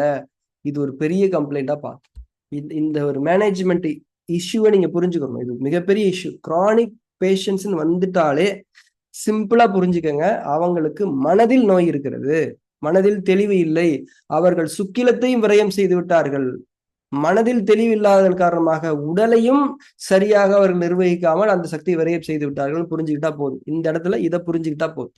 சரிங்களா? இப்போ நாம முழுக்க முழுக்க என்ன பார்க்க போறோம் அப்படின்னா, இந்த சுக்கிலத்தினுடைய பயன்பாடுகள்ல இந்த சுக்கிலம் எதுக்கானதாக உண்மையிலே வைக்கப்பட்டிருக்கு? கவலைப்பட்டா, பயப்பட்டா, கோபப்பட்டா, வெறுப்பு இருந்தா, பகை இருந்தா, பெருமை இருந்தா, பொறாமை இருந்தா சுக்கிலம் விரயமாயிடும். ஆனா அந்த சுக்கிலம் எதுக்காக பயன்படுத்தப்படுவதற்காக ஒதுக்கப்பட்டு இருக்கிறதுன்றதா இப்ப கேள்வி. உங்களுக்கு புரியுதா? இப்போ பிசிக்கல் ஒர்க்குக்காக எனர்ஜி ஒதுக்கப்பட்டிருக்கு இல்லையா? எதுக்குங்க ஒதுக்கப்பட்டிருக்கு? ஜீரணம் பண்ணிக்கோங்க, நடங்க, ஓடுங்க, சாப்பிடுங்க, விளையாடுங்க, யோகா பண்ணுங்க, வேலை பாருங்க, பயணம் பண்ணுங்க, ட்ரெக்கிங் போங்க, டான்ஸ் ஆடுங்க, எனத்தையாவது பண்ணுங்க. பிசிக்கலி இத்தனை வேலைகளுக்காக உங்களுக்கு இந்த எனர்ஜி ஒதுக்கப்பட்டிருக்கு. சரியா? சரி, சுக்கிலம் எதுக்காக ஒதுக்கப்பட்டிருக்கு? சுக்கிலம் எதுக்காக ஒதுக்கப்பட்டிருக்கு? நிச்சயமா கவலைப்படுறதுக்கு இல்ல, நிச்சயமா பயப்படுறதுக்கு இல்ல, நிச்சயமா கோவப்படுறதுக்கு இல்ல, பெருமைப்படுறதுக்கு இல்ல, பொறாமை, இதெல்லாம் பண்ணக்கூடாது. இப்ப பிசிக்கலி இதெல்லாம் பண்ணக்கூடாதுன்னு சொல்றோமா இல்லையா? இந்த மாதிரி மென்டலி இதெல்லாம் பண்ணக்கூடாதுன்னு சில விஷயங்கள் இருக்குதுல்ல. இப்போ இதெல்லாம் பண்ணக்கூடாத விஷயங்கள் லிஸ்ட் பண்ணிட்டு இப்ப என்னங்க பண்ணணும்? எதுக்காக இந்த சுக்கிலம் கொடுக்கப்பட்டிருக்கு? அதுதான் இங்க கேள்வி. சுக்கிலம் என்பது எதற்காக கொடுக்கப்பட்டு இருக்கிறது என்றால், ஒரு மனிதன் தன்னை உணர்வதற்காக. ஒரு மனிதன் அவனை உணர்ந்து கொள்வதற்காக. ஒரு மனிதன் இறைவனை உணர்ந்து கொள்வதற்காக. அவனுடைய ஆன்மீக பயணத்திற்காகவே சுக்கிலம் கொடுக்கப்பட்டிருக்கு. ஒரு மனிதனுடைய ஆன்மீக முன்னேற்றத்திற்காகவே அவனுக்கு சுக்கில சக்தி கொடுக்கப்பட்டிருக்கு. அவனுடைய உலகியல் பயன்பாட்டுக்கு ரசமே போதும், ரத்தமே போதும், சதையே போதும், கொழுப்பே போதும், எலும்பே போதும், மூளையே போதும், அதுவும் பத்தலைன்னா சுக்கிலத்தில் 10% போதும். நீங்க ப்ராப்பரா பிளான் பண்ணி உலக வாழ்க்கையை வாழ்ந்தீங்கன்னா இந்த சக்திகளே மோர் தென் எனஃப். சுக்கிலத்தை நீங்க டிஸ்டர்ப் பண்ணவே தேவையில்லை. ஆனா நம்ம தப்பா வாழ்றதுனால எல்லாத்தையுமே காலி பண்ணிட்டோம். ஆன்மீக முன்னேற்றம் என்பது ஐடியா லெவல்ல இருக்குது, நமக்கு செயல்படுத்துறதுக்கான வழியே இல்லை. நல்லா உள்வாங்கிக்கங்க. ஆன்மீகத்துல, அதாவது இறை வழியில இறைவனுக்கு பொருத்தமா நம்ம வாழணும் அப்படின்னு எல்லாருக்குமே விருப்பம் இருக்கிறது, அதற்கான உணர்வு இருக்கிறது, உந்துதல் இருக்கிறது. ஆனால் அது செயலாக மாறுவது கிடையாது. செயலாக மாறுவது கிடையாது. அப்படியே மாறினாலும் அது கன்சிஸ்டன்சி இருக்கிறது கிடையாது. ஏன்னா நீங்க ஒண்ணு செய்யணும்னா எனர்ஜி இல்லாம எப்படி செய்ய முடியும்? ஒரு பிசினஸ் பண்ண போறோம், ஐடியா பேப்பர்ல உட்காந்து போட்டுடலாமா இல்லையா? ஐடியாவில் நம்ம ஒரு அம்பானிக்கு நிகரா, அம்பானிக்கு ஒரு காம்படிட்டர் ஆயிடலாமா இல்லையா பேப்பர்ல? இந்த மாதிரிலாம் பண்ணா நான் தாங்க அடுத்த அம்பானி அப்படின்னு நீங்க பேப்பர்ல போட்டுருங்க. உங்க களத்துல செயல்படணுமா இல்லையா? அதுக்கு என்ன வேணும்? உங்களுக்கு ஃபண்டு வேணும், மேன் பவர் வேணும். ஸோ சில விஷயங்கள் தேவைதானே. அதேதான். அப்போ ஆன்மீகம் என்பது நிறைய மனிதர்களுக்கு ஐடியாலஜியாவே இருக்குது, ஐடியாவாவே இருக்கு, செயலாவே இல்லை. அவங்களுக்கு அதாவது இன்னும் சிம்பிளா அவங்களுக்கு எது நன்மைன்னு தெரியும், அதை செய்யணும்னு தெரியும். செஞ்சீங்களாங்க கேட்டா அது செய்யலைங்க. எப்ப செய்யறதா உத்தேசம்னா அது இந்த இப்பதான் அக்டோபரா, இந்த ஜனவரியில இருந்து ஸ்டார்ட் பண்ணிடணும். 1ஆம் தேதியில இருந்து நம்ம 1ஆம் தேதிக்கு அதே 1ஆம் தேதி இப்பயாவது இருக்கிறது சுக்கிலமாவது கொஞ்சமாவது இருக்குது. 1ஆம் தேதி அதுவும் காலி. இதுதான் வந்து பிராக்டிக்கலான ஒரு டிஃபிகல்ட்டி தான். நாம வந்து சுக்கிலத்தை காலி செய்து விட்டோம். சுக்கிலத்தை காலி செஞ்சிட்டதுனாலதான் நாம நம்மளால நன்மை என்று தெரிந்த ஒரு விஷயத்தை செய்ய முடியாமல் இருக்கிறது. பேஷண்ட்ஸுக்கு எல்லாமே அதுதாங்க பிரச்சனை. அவங்களுக்கு எல்லாம் எல்லாமே தெரியும். ரொம்ப சிம்பிளா புரிஞ்சுக்கங்களேன். ஐயா பசிச்சு சாப்பிடுங்க, நல்லா தெரியும். ஆனா பசியாம சாப்பிட்றாங்க. அதாவதுங்க ஃபங்க்ஷனுக்கு போனேன், ஃபங்க்ஷனுக்கு போனா கூட பசிச்சு சாப்பிடலாம் தானே. இந்த பசியை ஒட்டி ஃபங்க்ஷனுக்கு போறது, கொஞ்சம் லேட்டா கூட சாப்பிட்டு வர வேண்டியது. அப்போ என்னன்னா அந்த சரியான பாதையை அவர்களால் மேற்கொள்ள முடியவில்லை, அதில் பயணிக்க முடியவில்லை. இந்த பிரச்சனையை நம்ம எல்லாம் உணர்ந்துக்கணும். இது வந்து எவ்வளவு முக்கியமான பிரச்சனைங்கிறத உணர்ந்துக்கணும். நமக்கே இது இருக்குது. எனக்கு இப்ப 2 வாரத்துக்கு முன்னாடிதான் கோல்டு எல்லாம் சரியாச்சு. ஸ்வீட்டா கொண்டு வந்து இறக்கிட்டாங்க. நானும் எல்லாத்தையும் கொஞ்சம் கொஞ்சமா டேஸ்ட் பண்ணி பார்க்கலாம்னு சொல்லி பார்த்தா அதுவே ஒரு 1.5 கிலோ ஆயிடுச்சு. இந்த 3 நாள்ல சளி பிடிச்சிருச்சு. சரி, ஓகே, அது லங்ஸ் கிளீன் பண்ணிக்கலாம் அப்படின்னு சொல்லிட்டு நம்ம லங்ஸ் கொஞ்சம் வேலை கொடுக்கணுமா இல்லையா? அது மறந்துருச்சுன்னா அப்படின்னு நானே சொல்லிக்கிட்டேன். ரொம்ப கேவலமான ஒரு இதுதான் இருந்துச்சு காரணம். பட் சொல்றேன், நம்மளுமே என்ன பண்ணிடுறோம் அப்படின்னா நிக்க முடியல, எதையாவது பண்ணி நம்மளை செஞ்சிடறாங்க. ஓகே, அடுத்து செய்யக்கூடாது, அப்போ செய்யக்கூடாது. ஆனா சுக்கில நிறைவா இருந்தாதான் அது செயல்படுத்தும். இது நம்ம எல்லாருக்குமான ஒரு பிரச்சனையா இருக்குன்றத ஃபர்ஸ்ட் நம்ம புரிஞ்சுக்கணும். இல்லாதவங்களுக்கு ரொம்ப சந்தோஷங்க, மேலே யூ ஆர் கிஃப்டட். நமக்கே இதுதான் சரின்னு தெளிவா தெரியும். அதாவது எங்க மாஸ்டர் சொல்லுவாரு, அதாவது இறை தூதர்களுக்கு கூட சந்தேகம் இருக்கும், உங்களுக்கு தெளிவா தெரியுதான் சரி, ஆனா செய்ய மாட்டோம் அப்படின்னு சொல்லுவாரு. இறை தூதர்களுக்கு தெளிவா தெரியும், அவர் பண்ணுக்கா அப்படி சொல்றாரு. இந்த மாதிரி நமக்கு அது எதுக்காக செய்ய முடியல அப்படின்னா சுக்கில குறைபாடு, அவ்வளவுதான் புரிஞ்சுக்கணும். அப்ப எப்படி இந்த சுக்கிலத்தை மேனேஜ் பண்றது? இதுதான் $1,000,000 கொஸ்டின். ஃபர்ஸ்ட் அதனாலதான் வந்து நாம வாழ்வியல் ஒழுங்குகளை கடைபிடிக்க சொல்லுகிறோம். பசிச்சு சாப்பிடுங்க, பொறுமையா சாப்பிடுங்க, மென்னு சாப்பிடுங்க, நல்ல உணர்வோட சாப்பிடுங்க. பசிக்கலைன்னா எதுவுமே சாப்பிடாதீங்க. சோர்வா இருந்தா ரெஸ்ட் எடுங்க. தூக்கம் வந்தா தூங்கிடுங்க. ஓவர் டூ பண்ணாதீங்க. சரிங்களா? ஓவர் டூ பண்ணாதீங்க. இதெல்லாம் சொல்றோமா இல்லையா? யோகா பண்ணுங்க, மூச்சு பயிற்சி பண்ணுங்க, வாக்கிங் போங்க. இதெல்லாம் சொல்றோமா? இதெல்லாம் எதுக்காக தெரியுமா? உடலுக்கென்று ஒதுக்கப்பட்ட அந்த சக்தியை ப்ராப்பரா பயன்படுத்தி சுக்கிலத்தை டிஸ்டர்ப் பண்ணாம இருக்கிறதுக்கு தான் இந்த எல்லாமே. அப்போ இந்த வாழ்வியல் ஒழுங்குகளை நாம் கடைபிடிப்பது என்பது ஆன்மீக ஒழுங்குகளில் நிலை பெறுவதற்காகவும் என்றும் புரிந்து கொள்ளலாம் தானே. ஏன்னா வாழ்வியல் ஒழுங்குகள் நீங்க நிலை பெற்று விட்டீர்கள் என்றால் சுக்கிலன் டிஸ்டர்ப் ஆகாதுல்ல.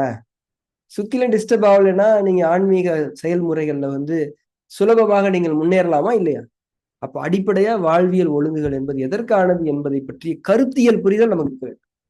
இப்ப நம்ம சும்மா அதெல்லாம் பண்ணுங்க அதெல்லாம் பண்ணுங்க பேஷன்ஸுக்கு சொல்றோம். அதுக்கு பின்னாடி இந்த கருத்தியலை நாம் கொண்டவர்களாக இருக்க வேண்டும். சரியா? இது வந்து பழைய தியரி தான். இருந்தாலும் நம்ம ரிப்பீட்டடா கேட்கணும். அப்பதான் நமக்கு வந்து ஒரு அப்டேஷன்ஸ் இருக்கும். சரியா? ரைட். ஸோ பாடியை வந்து நம்ம ப்ராப்பரா மேனேஜ் பண்ணிக்கணும். அது உணவு விஷயத்துல ரொம்ப கவனமா இருக்கணும். இன்னைக்கு கூட நம்ம குரூப்ல அதை பத்தி பேசிக்கிட்டு இருக்கோம். அது இவங்க சொன்னாங்க, ஷிஃபானா மேடம் சொன்னாங்க இல்லையா? அதாவது வந்து காற்று, சூரிய ஒளி இதெல்லாமே வந்து அதுல நம்ம ரோல் கம்மியா இருக்குது. அதனால அது வந்துடும். உணவுல நம்ம ரோல் பெருசா இருக்குது. நாம தவறுகள் செய்யக்கூடிய இயல்பை கொண்டவர்களாக இருந்து கொண்டிருக்கக்கூடிய நிலையில் உணவுல தப்பு நடந்துரும். நம்ம வந்து எல்லாத்தையும் பாடி ஜீரணம் பண்ணிரும் அப்படின்னு சொல்லிட்டு சாப்பிட்டோம் அப்படின்னா பாடி வந்து ஜீரணம் பண்ணிடும். ஆனா வேற ஒண்ணுக்காக வச்சிருக்க சக்தியை கொண்டு வந்து ஜீரணம் பண்ணிடும். அதையும் புரிஞ்சுக்கணும். ஜீரணம் நடக்குது நடக்கலன்றது ரெண்டாவது. அந்த ஜீரணத்தை நீ எப்படி பண்ண? இப்ப என்கிட்ட வந்து 10,000 ரூபாய் இருக்குங்க. ஒரு 25,000 ரூபாய்க்கான ஒரு நீடு வந்துருச்சு. நான் 25,000 ரூபாய் பண்ணிட்டேன், செலவு பண்ணிட்டேன். அப்புறம் என் ஒய்ஃப், ஏன் உன்கிட்ட 10,000 இது எப்படி 25,000 பண்ண? கடன் வாங்கினேன். இந்த இடத்துல நான் பண்ணிட்டேன் அப்படிங்கிறது எல்லாருக்கும் தெரியுது. ஆனா அந்த 25,000 எங்க இருந்து வந்ததுன்னு தெரியுமா இல்லையா? 15,000 எக்ஸ்ட்ரா எங்க இருந்து வந்தது? வேற ஒருத்தட்ட நீ வாங்கியிருக்கிற. அதனால நம்ம என்னைக்குமே கவனமா இருக்கணும். கண்டதை சாப்பிட முடியாது. மனிதனுக்குன்னு ஒரு தெளிவு இருக்குது. அவனுடைய உணர்வு அவனுக்கு வழிகாட்டும். இதை சாப்பிட வேண்டும், இதை சாப்பிடக்கூடாது என்று. அதனால உணவு விஷயத்துல நாம் வந்து புரிதலுடன் கூடியவர்களாக இருக்க வேண்டும். ஃபியர் இருக்கக்கூடாது. அதே நேரத்துல புரிதல் இருக்க வேண்டும். அதாவது ஞானங்களுடன் கூடிய நம்பிக்கை இருக்குது. உண்மையான நம்பிக்கையாக அது உங்கள் மனதில், நம்பிக்கை என்பது உண்மையானதாக இருந்தால் அதனுடைய அடையாளம் என்பது பயம் உங்கள் மனதில் இருக்கக்கூடாது. ஆனா இப்போ பயத்தினாலதான் நம்பிக்கையே வருது.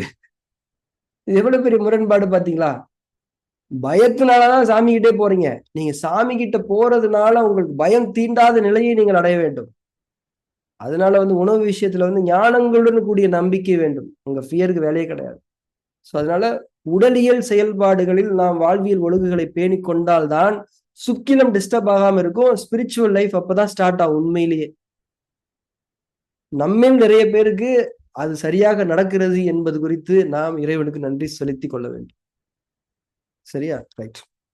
ஸோ இப்ப நம்ம இங்க வந்துருவோம். இந்த சுக்கில சக்தி என்ன சொல்றாங்க அப்படின்னா, மாடர்ன் சயின்ஸ்ல வந்து செக்ஷுவல் எனர்ஜின்னு சொல்றாங்க. செக்ஷுவல் எனர்ஜி அப்படின்னா அதாவது பாலினத்திற்கான உச்ச சக்தி என்று புரிந்து கொள்ள வேண்டும். செக்ஷுவாலிட்டி அப்படின்னா பாலின பகுப்பு, ஆண் பெண். சரியா?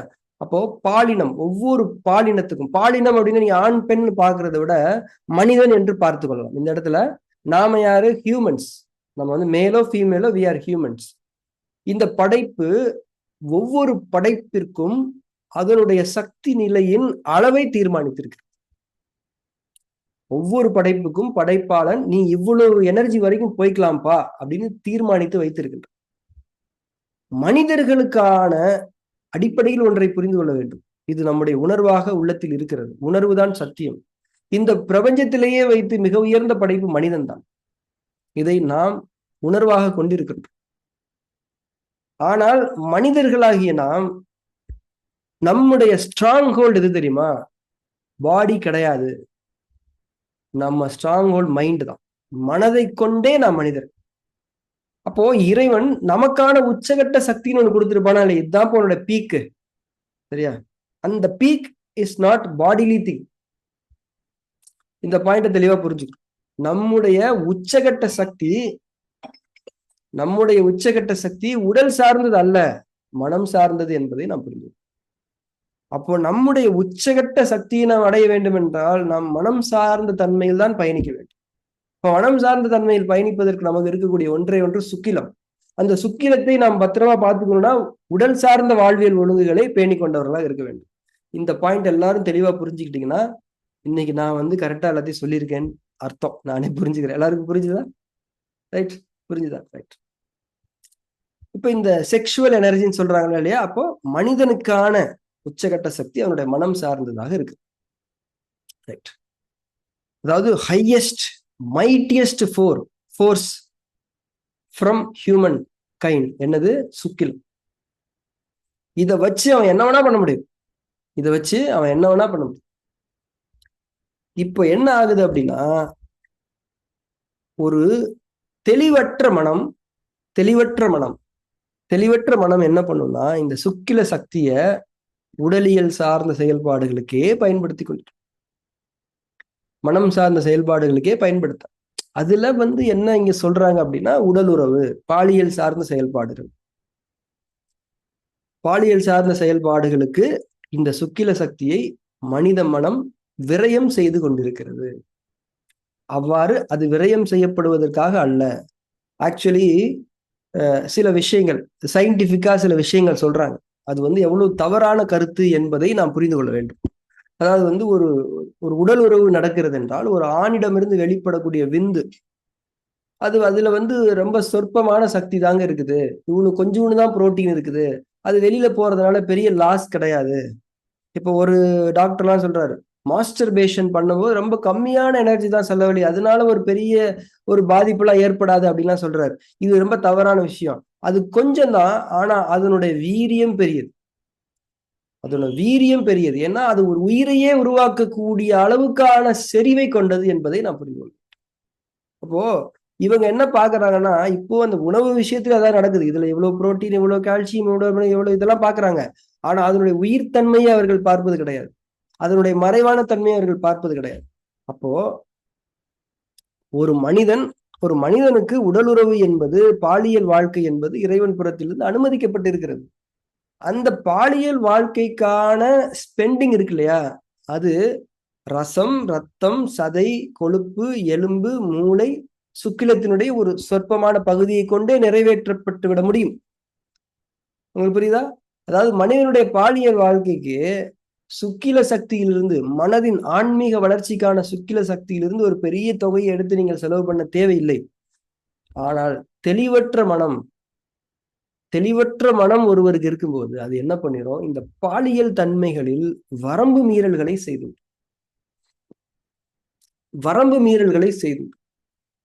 முறையற்ற பாலியல் பழக்கங்கள், அது ஆண்களுக்கும் சரி பெண்களுக்கும் சரி, முறையற்ற பாலியல் இன்னைக்கு நம்ம சமுதாயத்தில் இருக்கக்கூடிய ஒரு ஹிடன் த்ரெட், ஒரு சைலண்ட் த்ரெட் எது அப்படின்னா ஆபாசமான உலகம், பாலியல் ஒழுக்க கேடுகளை எல்லாம் ஊக்குவித்து கொண்டிருக்கக்கூடிய ஒரு உலகம். இத பத்தி ஹீலர்ஸ் ஆகி நமக்கு ஒரு அடிப்படை புரிதல் இருக்க வேண்டும். அதாவது என்ன, இன்னைக்கு திரைப்படங்களாக இருக்கட்டும், ஒரு ஒரு நாடகமா இருக்கட்டும், இன்னைக்கு நிறைய இப்ப இந்த ஓடிடி எல்லாம் வந்ததுக்கு அப்புறம் எல்லாமே இருக்குது. இன்டர்நெட், ஓடிடி வந்ததுக்கு அப்புறம் இன்னைக்கு ஒரு ஒரு ஒரு இளைஞன், ஒரு பருவமடைந்த பெண் தன்னுடைய மனதில் தெளிவில்லாமல் இருக்கக்கூடிய நிலையில் இந்த சமுதாயத்தில் இருக்கக்கூடிய ஊடக தூண்டல்கள் எல்லாம் அவர்களுடைய பாலியல் இச்சைகளை தூண்டி அவர்களுடைய சுக்கில சக்தியை விரயம் செய்ய வைத்துக் கொண்டிருக்கின்றன என்பதை நான் புரிந்து கொள்கிறேன். அதையுமே என்ன சொல்றாங்க, இதெல்லாம் தப்பு கிடையாது, இதெல்லாம் இயற்கை அப்படின்னு சொல்றாங்க. ஆனா அவங்க சுக்கிலத்தினுடைய அந்த உயர் சாரத்தை வீணடித்து கொண்டிருக்கிறார், விரயம் செய்து கொண்டிருக்கிறார். ஆனா ஒண்ணு புரிஞ்சுக்கணும், இந்த இடத்துல மனசுல தெளிவு இருக்கணும் அப்படிங்கிறதுல ஒரு அடிப்படை இருக்குது. இன்னொன்னு என்ன தெரியுமா புரிஞ்சுக்கணும், இதுதான் கண்டென்ட். இதுதான், இந்த சுக்கில சக்தியை நீங்கள் பயன்படுத்தாமல் இருக்க முடியாது. கெட்டு போய்விடும். அப்படி கெட்டு போயிட்டா அது உடலுக்கானதாக மாறிவிடும். உடலுக்கானதாக மாறும்போது அந்த சக்தியை வைத்து உடல் சார்ந்த நன்மையான செயலை நீங்கள் செய்து விட முடியாது. நான் சொல்ற இந்த வார்த்தைகளை கவனமா உள்வாங்கிக்குங்க. சுக்கில சக்தி மனதிற்கானது. சுக்கில சக்தியை செலவு செய்ய வேண்டும். நீங்கள் செலவு செய்ய வச்சுக்க முடியாது. அதை நீங்க செலவு செய்யாமலே வச்சிருந்தீங்கன்னா அது என்ன பண்ணிடும்? கெட்டு போயிடும். மனசுக்கான ஒரு சக்தி வச்சிருக்கீங்களா, அது நீங்க ஸ்பெண்டே பண்ணலையா, அது கெட்டு போயிடும். கெட்டு போன சுக்கில சக்தி என்ன ஆகும்? இப்போ இந்த காய்கறிகள்லாம் இருக்கு இல்லையா, அதுலயே கொஞ்சம் சுமாரான காய்கறிகள்லாம் என்ன பண்ணுவாங்க, மலிவு விலைக்கு வித்துருவாங்க. இப்ப நீங்க கோயம்பேடு மார்க்கெட்டுக்கு போனீங்கன்னா நிறைய ரேட்ல வந்து வச்சு, இப்ப தக்காளியே நிறைய ரேட்ல இருக்கும். பழங்களே இப்ப மாதுளம்பழமே வாங்குறீங்க, ஆப்பிள் வாங்குறீங்கன்னா இதெல்லாம் 400 ரூபாய் வாங்க, இது 300 ரூபாய். எதுக்குடா 300 ரூபானா ஏதோ ஒண்ணு இருக்கும், ஒரு குறைபாடு இருக்குமா இல்லையா? அப்போ ஒரு தரமான சுக்கில சக்தி முறையாக பயன்படுத்தப்படாத நிலையில் அது தரமற்றதாக மாறுகிறது. அது எங்க வந்துருது? உடலுக்கு வரலாம், மனசுக்கே கூட வரலாம். இப்ப மனசுல அது இருக்கும் போதும் அது உங்களை நன்மைகளை செய்ய விடாது. அதுவே ஒரு நெகட்டிவான எமோஷன்ஸை உருவாக்கிடும். உடலுக்கு வரும்போது உடல் அதை கொண்டு தவறான ஒரு காரியத்தை நிறைவேற்றும். அது பாலியல் இச்சைகளாக இருக்கட்டும், ஏதோ ஒரு தவறான பழக்கமா இருக்கட்டும், கெட்ட பழக்கமாக இருக்கட்டும். இந்த பாயிண்ட நல்லா புரிஞ்சுக்கங்க. சோ சுக்கில சக்தியை நாம் ஆன்மீக முன்னேற்றத்துக்கு பயன்படுத்தியே தீர வேண்டும். அப்படி பயன்படுத்தவில்லை என்றால் அது கெட்டு போகும். கெட்டு போய் மனதையும் அழிக்கும், உடலுக்கு திரும்பி உடலையும் அழிக்கும். இப்ப நம்ம அக்குபஞ்சர்ல படிக்கிறோமா இல்லையா, லங்ஸ்ல இருந்து LU5ல இருந்து K7க்கு காற்று நீராக மாறி வந்து விட வேண்டும். அப்படி வரலன்னா லங்ஸ்லயே நீர் தேங்கி ஸ்னீசிங்கா வெளியே வந்துடும். K1 மூலமா கிட்னில இருந்து நீர் சக்தி மரத்தை நோக்கி போக வேண்டும். அப்படி போகல அப்படின்னா மரத்துக்கும் நஷ்டம், கிட்னிலேயே அது தேங்கி கெட்டு போயிடும், கிட்னியை ஸ்பாயில் பண்ணிடும். சரிதானே? அதே மாதிரிதான் சுக்கிலம் என்ற ஆன்மீக முன்னேற்றத்திற்கான, ஆன்மீக பயணத்திற்கான சக்தியை மனிதன் பயன்படுத்தியே ஆக வேண்டும். அவ்வாறு அவன் பயன்படுத்த தவறினால் அந்த சக்தி மனதின் கெட்ட தன்மைகளுக்கு, கெட்ட உணர்ச்சிகளுக்கு அடிகோலி விடும், அல்லது உடலுக்கு திரும்பி உடல் சார்ந்த கெட்ட செயல்களை செய்வதற்கு தூண்டல் கொடுத்து கொண்டே இருக்கும். அப்போ நல்லா உள்வாங்கிக்கணும்.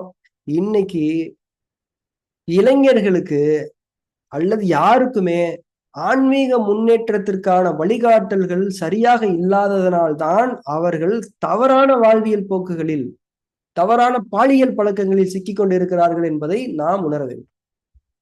இந்த பாயிண்ட நீங்க புரிஞ்சுக்கிட்டீங்கன்னா போதும். அப்போ மனிதனுக்கு வந்து மஸ்ட் எது? ஆன்மீக வாழ்க்கை. மனிதனுக்கு மேண்டேட்டரி ஆன்மீக வாழ்க்கை, ஆப்ஷனலே கிடையாது, மேண்டேட்டரி. நம்ம கல்ச்சர்ல அது இருக்கா இல்லையா? நம்ம கல்ச்சர்ல அது இருக்கா இல்லையா? முன்னொரு காலத்தில் இருந்தது, இப்ப கூட இருக்குது. நம்ம பசங்களுக்கு வந்து ஸ்பிரிச்சுவல் லைஃபை வந்து கட்டாயமாக ஆக வேண்டும். அவங்க ஸ்கூலுக்கு போறாங்களோ இல்லையோ, படிச்சு பாஸ் ஆகுறாங்களோ இல்லையோ, ஸ்பிரிச்சுவலி அவன் ஏதோ ஒரு விஷயத்த பண்ணணும். அது வந்து ஒரு அர்த்தமற்ற சடங்காக கூட ஆரம்ப நிலையில் இருந்து கொள்ளட்டும், அனுப்பி விடுங்கள், போகட்டும், எதையாவது ஒண்ணு செய்யட்டும். புரியுதா? அப்போ என்ன இங்க நடக்குதுன்னா, நீங்க அந்த சுக்கில சக்தியை பயன்படுத்தாமல் இருக்க முடியாது, பயன்படுத்தி ஆகும். அதைத்தான் என்ன சொல்றாங்க சயின்டிஸ்ட், என்ன சொல்றாங்க அப்படின்னா, அதை வந்து நீங்க வந்து டிரான்ஸ்மியூட் பண்ணுங்கன்னு சொல்றாங்க. டிரான்ஸ்மியூட் பண்றதுன்னா என்னன்னா, ஒரு சக்தியை இன்னொரு பயன்பாட்டுக்காக திருப்பி விடும். நீங்க ஒரு சக்தி இருக்குது, இத நீங்க உடலுறவுக்கான சக்தின்னு நினைச்சுக்கிட்டு இருக்கீங்க, இத உடலுறவுக்கான சக்தின்னு நினைச்சுக்கிட்டு இருக்கீங்க. அது அப்படியே நீங்க வேற பக்கம் திருப்புனீங்கன்னா அது வேற ஒண்ணுக்கான சக்தின்றதை ரியலைஸ் பண்ணுவீங்க. அதை ரியலைஸ் பண்ணாம நீங்க இருக்கிறீங்க. அப்போ அதை வந்து மாத்துங்க. மடை மாற்றம் செய்வதுன்னு சொல்லுவாங்க, திசை மாற்றம் செய்வதுன்னு சொல்லுவாங்க. ஒரு தோட்டத்துல தண்ணி டைரக்ட் பண்ணிக்கிட்டு இருக்கோம், அப்படியே மோட்டர் அப்படியே தண்ணி போயிட்டு இருக்குது, அது அப்படியே அப்படி மாத்தி விடுறது, அவ்வளவுதான். தண்ணியை நிறுத்த முடியாது. நீங்க தண்ணியே தண்ணி நிறுத்தினீங்கன்னா கெட்டு போயிரு தண்ணி. என்ன பண்ணலாம்? இந்த பக்கம் போறதுக்கு பதிலா அந்த பக்கம் போக வைக்கலாம். அந்த ஃபோர்ஸை யூஆர் டைரக்ட், ரீடைரக்ட். தமிழ்ல வந்து அழகா ஒரு வார்த்தை சொல்லுவாங்க, பதங்கமாதல் அப்படின்னு சொல்லுவாங்க. பதங்கமாதல் கேள்விப்பட்டேன், சப்ளிமேஷன். அதாவது என்ன பண்றது? கான்சென்ட்ரேட் பண்ணி திருப்பி விடுறது. உங்களுக்கு புரியுதா? அந்த வார்த்தையை நீங்க புரிஞ்சுக்கணும். தமிழ்ல அந்த அர்த்தம் புரிந்தவர்கள் டைவர்ட் பண்றதுன்னு புரிஞ்சுக்கலாம். சரிங்க. அப்போ நாம என்ன இங்க செய்யணும் அப்படின்னா, ஒரு மனிதன் தன்னுடைய நீர் சக்தியினுடைய மிகப்பெரிய விளைச்சலாக இருக்கக்கூடிய அந்த சுக்கிலத்தை அவன் மிக அழகான தன்மையில் பயன்படுத்த வேண்டும் என்றால் அவன் உயர் ஆன்மீக லட்சிய நோக்குகளை வகுத்துக் கொள்ள வேண்டும். உயர் ஆன்மீக லட்சிய நோக்குகளை வகுத்துக் கொள்ள வேண்டும். இதுதான் அவங்க சொல்லக்கூடிய ஒரே சொல்யூஷன். அல்லது உலகம் சார்ந்த ஏதாவது ஒரு உயர் லட்சியங்களை நீங்கள் வைத்துக் கொள்ளுங்கள். அது உலகம் சார்ந்த விஷயங்களுக்காக பயன்படுத்தும். இதை பத்தி நிறைய சுய முன்னேற்ற புத்தகத்தில் எழுதியிருப்பாங்க. இந்த நெப்போலியன் ஹில்னு ஒருத்தர் இருப்பாரு, அவர் எழுதியிருப்பாரு. நிறைய பேர் எழுதியிருக்காங்க. எல்லாமே எப்படி எழுதியிருக்காங்கன்னா, ஒரு பெரிய பிசினஸ் மேன், ஒரு பெரிய ஸ்போர்ட்ஸ் பர்சன், ஒரு பெரிய நடிகர், ஒரு பெரிய அறிவியலாளர், ஒரு பெரிய கலைஞர், ஒரு பெரிய ஒரு கண்டுபிடிப்பார், இந்த மாதிரியான உலகம் சார்ந்த விஷயங்கள் இருக்கு இல்லையா, இதுக்கெல்லாம் அவங்க என்ன பண்ணிக்கிட்டாங்க, சுக்கில சக்தி திசை திருப்பி கொண்டார்கள். இது உலகம் சார்ந்ததாக இருந்தாலும் அதனுடைய நோக்கம் நன்மை என்பதனால் அது ஆன்மீகம் சார்ந்ததாகவே பார்க்கப்பட்டது. அதனால்தான் அது நன்மையாக மாறியது. அப்போ நீங்க என்ன பண்ணணும்னா, இந்த சுக்கில சக்திய ஏதோ ஒரு நன்மைக்கு பயன்படுத்தி ஆக வேண்டும்.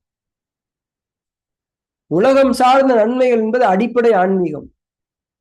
உயர் ஆன்மீகம் என்பது உலகத்தை கடந்த உங்களுடைய உயர் லட்சிய நோக்கங்களுக்கான பயன்பாடு. இப்போ நம்ம கிட்ட ஒரு எனர்ஜி இருக்குது. அதாவது என்கிட்ட 10 லட்ச ரூபா இருக்குது. அது என்ன படம், அண்ணாமலை, அது என்ன படங்க, அது ரஜினிகாந்த் நடிச்ச படம், 30 கோடிய 30 நாள்ல செலவு பண்ற படம், என்ன படம், அருணாச்சலம். அருணாச்சலம் படத்துல என்ன பண்ணுவாங்க, ரஜினி அவங்க அப்பா வந்து பெரிய கோடீஸ்வரர். அவர் என்ன பண்ணுவாருன்னா, உனக்கு வந்து 30,000 கோடியோ ஏதோ சொத்து இருக்கும், உனக்கு இந்த 30,000 கோடி சொத்து உனக்கு வேணும்னா இந்த 30 கோடியே நீ 30 நாளா செலவு பண்ணிடணும். ஆனா அதை யாருக்கு நீ கடனா கொடுக்க கூடாது, நிறைய கண்டிஷன்ஸ் எல்லாம் போடுவார்.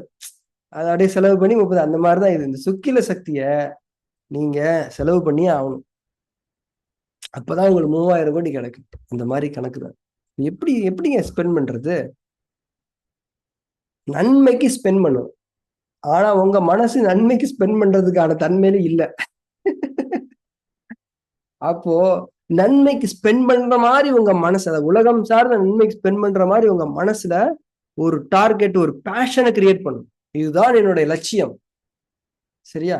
நான் வந்து பெரிய பிசினஸ் மேன் ஆகணும், எலான் மஸ்கை விட நான் பெரிய ஆள் ஆகணும், பில் கேட்ஸை விட பெரிய ஆள் ஆகணும், நான் வந்து தாமஸ் ஆல்வா எடிசன் மாதிரி இன்வென்ஷன்ஸ் பண்ணணும், நான் வந்து ஒரு பெரிய நடிகர், அவரை விட சூப்பரான ஒரு நடிகரா மாறணும், ஒரு பெரிய தொழில்நுட்ப டைரக்டரா மாறணும். இந்த மாதிரி ஏதோ ஒரு உலகம் சார்ந்த விஷயத்த வச்சுக்கிட்டு அதுக்காக நீங்க ஒர்க் பண்ணிட்டே இருங்க. ஒவ்வொரு நாளும் ஒர்க் பண்ணிட்டே இருந்தீங்கன்னா உங்க சுக்கில என்ன ஆகும், அதுக்கே ஸ்பெண்ட் ஆகிட்டே இருக்கும்.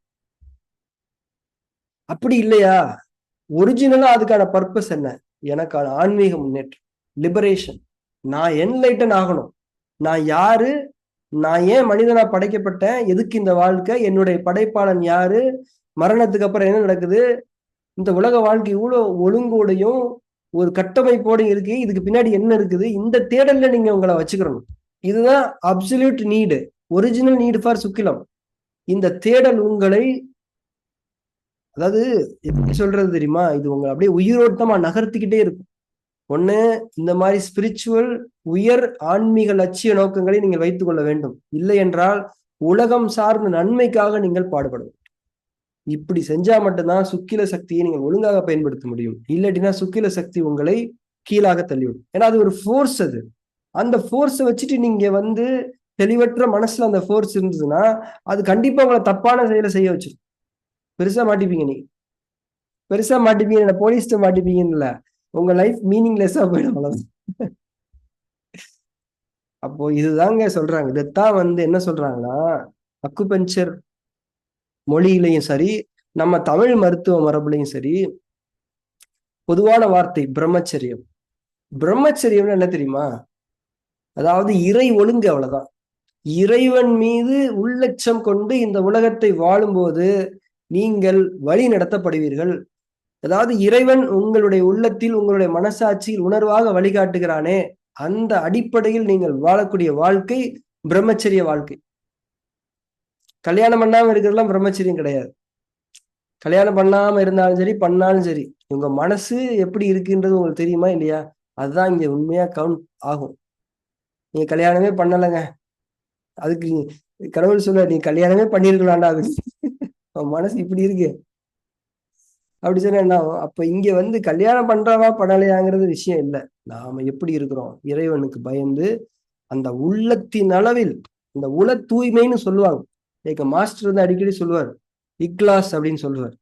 அவர் அது ஒரு இஸ்லாமிக் அரபிக் வேர்டு. அது உள்ள தூய்மையா இறைவனுக்காக. இறைவன் எனக்குள் இருக்கின்றான், இறைவன் என்னை பார்த்து கொண்டிருக்கின்றான். இதுதான் பிரம்மச்சரியத்தினுடைய அடிப்படை. அப்ப இப்படி இருக்கும்போது உங்களோட சுக்கினம் தவறாக செலவழியும். உங்களுக்கு புரியுதுங்களா? இதுதான் எசன்ஸ். அல்டிமேட்டா நம்ம ஒரு இடத்துக்கு தான் வர்றோம். இறையச்சமே மனிதனுக்கான வாழ்வியல் நெறி, வேற ஒண்ணுமே கிடையாது. சிம்பிள் அதான். இறையச்சம், இறைவனுடைய வழிகாட்டலை கொண்டு நீங்கள் சுக்கிலத்தை பயன்படுத்தி. அதாவது இப்ப ரீசெண்டா ஒரு ஒரு கேள்வி கேட்டிருந்தாங்க. நம்ம கிளினிக்ல நடந்த இறைவழி தியான வகுப்புல நான் ஆன்லைன் செஷன்லயும் அதை நான் பகிர்ந்து கொண்டிருந்தேன். அதாவது வந்தாரு ஒருத்தர், இறைவழினா என்னங்க, இறைவழி தியான மையம் வச்சிருக்கிறீங்க, என்ன இந்த இறைவழி தியான மையம், எதுக்கு இந்த இறைவழி, இறைவழினா என்னது, எதுக்கு இது அவசியமா இறைவழி அப்படின்னு கேட்டாரு. நான் சொன்னேன் அவர்கிட்ட, சார் இந்த கேள்விக்கு நான் விளக்கம் சொல்றேன். இந்த விளக்கத்தை நீங்க உங்களுக்கு பொறுமையா உள்வாங்கி உங்களுக்கு புரிஞ்சிருச்சுன்னா ரொம்ப அழகான ஒரு ஆன்மீக வாழ்க்கைய இறைவன் உங்களுக்காக நாடி இருக்கான் அப்படின்னு தான் சார் அர்த்தம் அப்படின்னு சொன்னே. அவர் ரொம்ப கியூரியஸ் ஆயிட்டார். ஐயோ அப்படியா, சொல்லுங்கன்ட்டு. நான் அவருக்கு சொன்னது என்னன்னா, அதாவது இந்த மனிதனுக்கு என்ன சிறப்புனா, ஏற்கனவே சொன்ன மனம் தான் மனிதனுடைய சிறப்பு. மனதை கொண்டே அவன் மனிதன். அதாவது இறைவழிங்கிறது அடிப்படையில என்னன்னா, இறைவனை உணர்வதற்கான வழி. இறைவனை உணர்வதற்கான வழி. அவர் இமீடியட்டா கேட்டார், நான் ஏங்க இறைவனை உணரணும்னு கேட்டார். ஆக்சுவலி அந்த கேள்விக்கு தான் நான் பதில் சொன்னேன். இறைவனை நான் ஏன் உணரணும்னு கேட்டேன். அப்ப நான் என்ன சொன்னேன்னா, உணர்தல் அப்படின்னா என்னங்க? உணர்தல் அப்படின்னா என்ன தெரியுமா? ஒரு விஷயத்தை, ஒரு ஒரு ஒரு படைப்பு இருக்குன்னா, அந்த படைப்பை பற்றிய முழுமையான ஞானத்தை, அந்த படைப்பினுடைய மறைவான தோற்றமான அந்த படைப்பு பற்றிய சகல விதமான ஞானங்களையும் உங்களுடைய மனதை கொண்டு நீங்கள் அறிந்து கொள்ளக்கூடிய தன்மைதான் உணர்தல். அதாவது உணர்தல் தான் ஞானம் அடைதல்.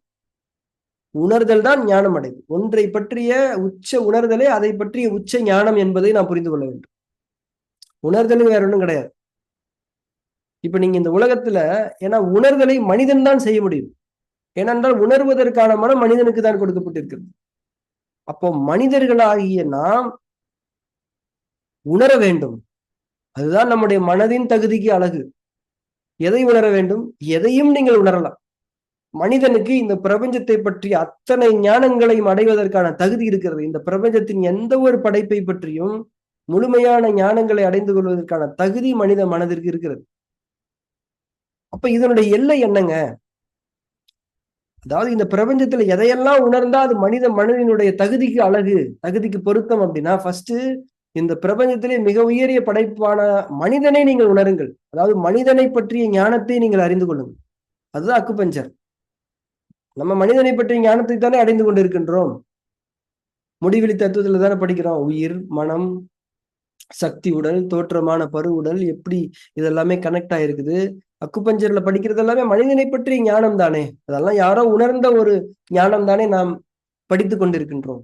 அப்ப மனிதன் அவனை பற்றி உணர வேண்டும். அவனை பற்றிய மறைவான தோற்றமான தன்மைகளை பற்றி ஞானங்களை அடைந்து கொள்வதுதான் மனிதனை உணர்வது. ஒவ்வொரு மனிதனும் அவனை உணர்ந்து கொள்ள வேண்டும். அவனுடைய மனம் எப்படிப்பட்டது, அவனுடைய மனதின் நோக்கம் என்ன, அவனுடைய சக்தி உடல் எப்படிப்பட்டதாக இருக்கிறது, அவனுடைய உணவுகள் என்ன, உறவுகள் என்ன, அவனுடைய உடலியல் செயல்பாடுகள் என்ன, தூக்கம் என்ன, இந்த மாதிரி அத்தனை விதமான தன்மைகளையும் அவன் உணர்ந்து கொண்டவனாக இருக்க வேண்டும். இதுதான் மனித மனதின் தகுதிக்கு அழகு. இப்போ ஒரு பெரிய ஃபுட்பால் பிளேயர் இருக்காருங்க, மெஸ்ஸி, ரொனால்டோ, கிறிஸ்டியானோ ரொனால்டோ, இவங்கெல்லாம் இருக்காங்கன்னு வச்சுக்கோங்களேன். இவங்கெல்லாம் யார்? World class players, professional world class players. சரியா? இவங்களுக்கு அவ்வளவு ஸ்கில் இருக்குது. அவங்க என்ன பண்றாங்கன்னா, சும்மா தெருவில் பசங்களோடய விளையாண்டு காலத்தை கழிச்சுக்கிட்டே இருக்கிறாங்க. ஆனா அவங்களுக்கு இன்டர்நேஷனல் மேட்ச்ல விளையாடக்கூடிய அளவுக்கு தகுதியும் திறமையும் இருக்குது. ஆனா அவங்க அங்க போவே இல்லை. அந்த தெருவிலேயே விளையாண்டுக்கிட்டு இருக்காங்க. கோழி விளையாண்டுக்கிட்டும், கிரிக்கெட் விளையாண்டுக்கிட்டும், சைக்கிள் ஓட்டிக்கிட்டே இருக்காங்க. இப்ப நம்ம அவரை பார்த்து என்ன சொல்ல, ஏயா உனக்கு இருக்க திறமைக்கும் தகுதிக்கும் நீ இன்டர்நேஷனல் மேட்ச்ல விளையாண்டு எவ்வளவு கோடி கோடியா சம்பாதிக்கக்கூடிய ஆற்றல் உனக்கு இருக்கு, நீ தெருவில் போய் கோழி விளையாண்டுக்கிட்டு இருக்கியே அப்படின்னு சொல்லி திட்டுவோமா இல்லையா? அந்த மாதிரிதான் மனிதன் மகத்துவமிக்க மனம் என்ற தன்மை கிடைக்கப்பட்டிருக்கின்றான். அவன் அதை கொண்டு உணர வேண்டும், சகல விதமான தன்மைகளை உணர வேண்டும், அவனை உணர வேண்டும். இதான் மனித மனதின் தகுதிக்கு அழகு. அப்போ மனிதன் அவனை உணர்ந்து கொண்டிருக்கக்கூடிய அந்த பயணத்தில் ஒன்றை உணர்ந்து கொள்வான், நம்மளை விட பெருசு ஒண்ணு இருக்குடா. அது என்னது? என்னையவே படைச்சவன், என்னுடைய மூலம், என்னுடைய வேர், என்னுடைய கருவின் கரு, அவனை நான் உணர வேண்டும், இறைவனை நான் உணர வேண்டும். அந்த பயணத்தை தொடங்குறான் இல்லையா? இதுதான் மனித மனதினுடைய உச்சகட்ட தகுதி. அப்போ நமக்கு அது கிடைக்கப்பட்டு இருக்கிறது, நாம் அதை பயன்படுத்த வேண்டுமே. அதுதான் நமக்கு அழகு. அப்போ அவ்வளவு அற்புதமான ஒரு விஷயத்தை கொடுத்த இறைவனுக்கு நன்றி செலுத்தக்கூடிய விதமாக நாம் இறைவனை உணர்வதற்கான படிகளை எடுத்து வைக்க வேண்டும். அதனாலதான் சார் இறைவனை உணரணும். நம்ம அதுக்கு வழிகாட்டக்கூடிய விஷயங்கள்லாம் இறைவழி அப்படின்னு சொல்லி முடிச்சோம். அவருக்கு இது புரிஞ்சிச்சான்னு தெரியல, அவருக்கு புரிஞ்சிருக்கணும் அப்படின்னு நான் நினைக்கிறேன். ரீசெண்டா தான் சொன்னேன் நான். அப்போ எதுக்காக சொல்ல வரேன்னா, இறைவனை உணர்தல் என்பதுதான் நம்முடைய உயர் ஆன்மீக லட்சிய நோக்கமாக இருக்க வேண்டும். இதுதான் நம்முடைய சுக்கிலத்திற்கான தேவை. சுக்கிலம் இதற்காகத்தான் ஒதுக்கப்பட்டிருக்கிறது. இந்த உயர் ரக சக்தி எதற்காக? இறைவனை உணர்வதற்காக, ஆன்மீகத்திற்காக. மேண்டேட்டரி, ஆப்ஷனலே கிடையாது, மேண்டேட்டரி. அப்ப இதுதான் சுக்கிலம், இதுதான் சுக்கில பயன்பாட்டினுடைய ஒழுங்கு. இப்ப நீங்க என்ன பண்ணணும், நாம என்ன பண்ணணும், நம்முடைய லட்சியம் என்ன? நமக்கு 40ல இருந்து 50 60 வயசு ஆயிடுச்சு.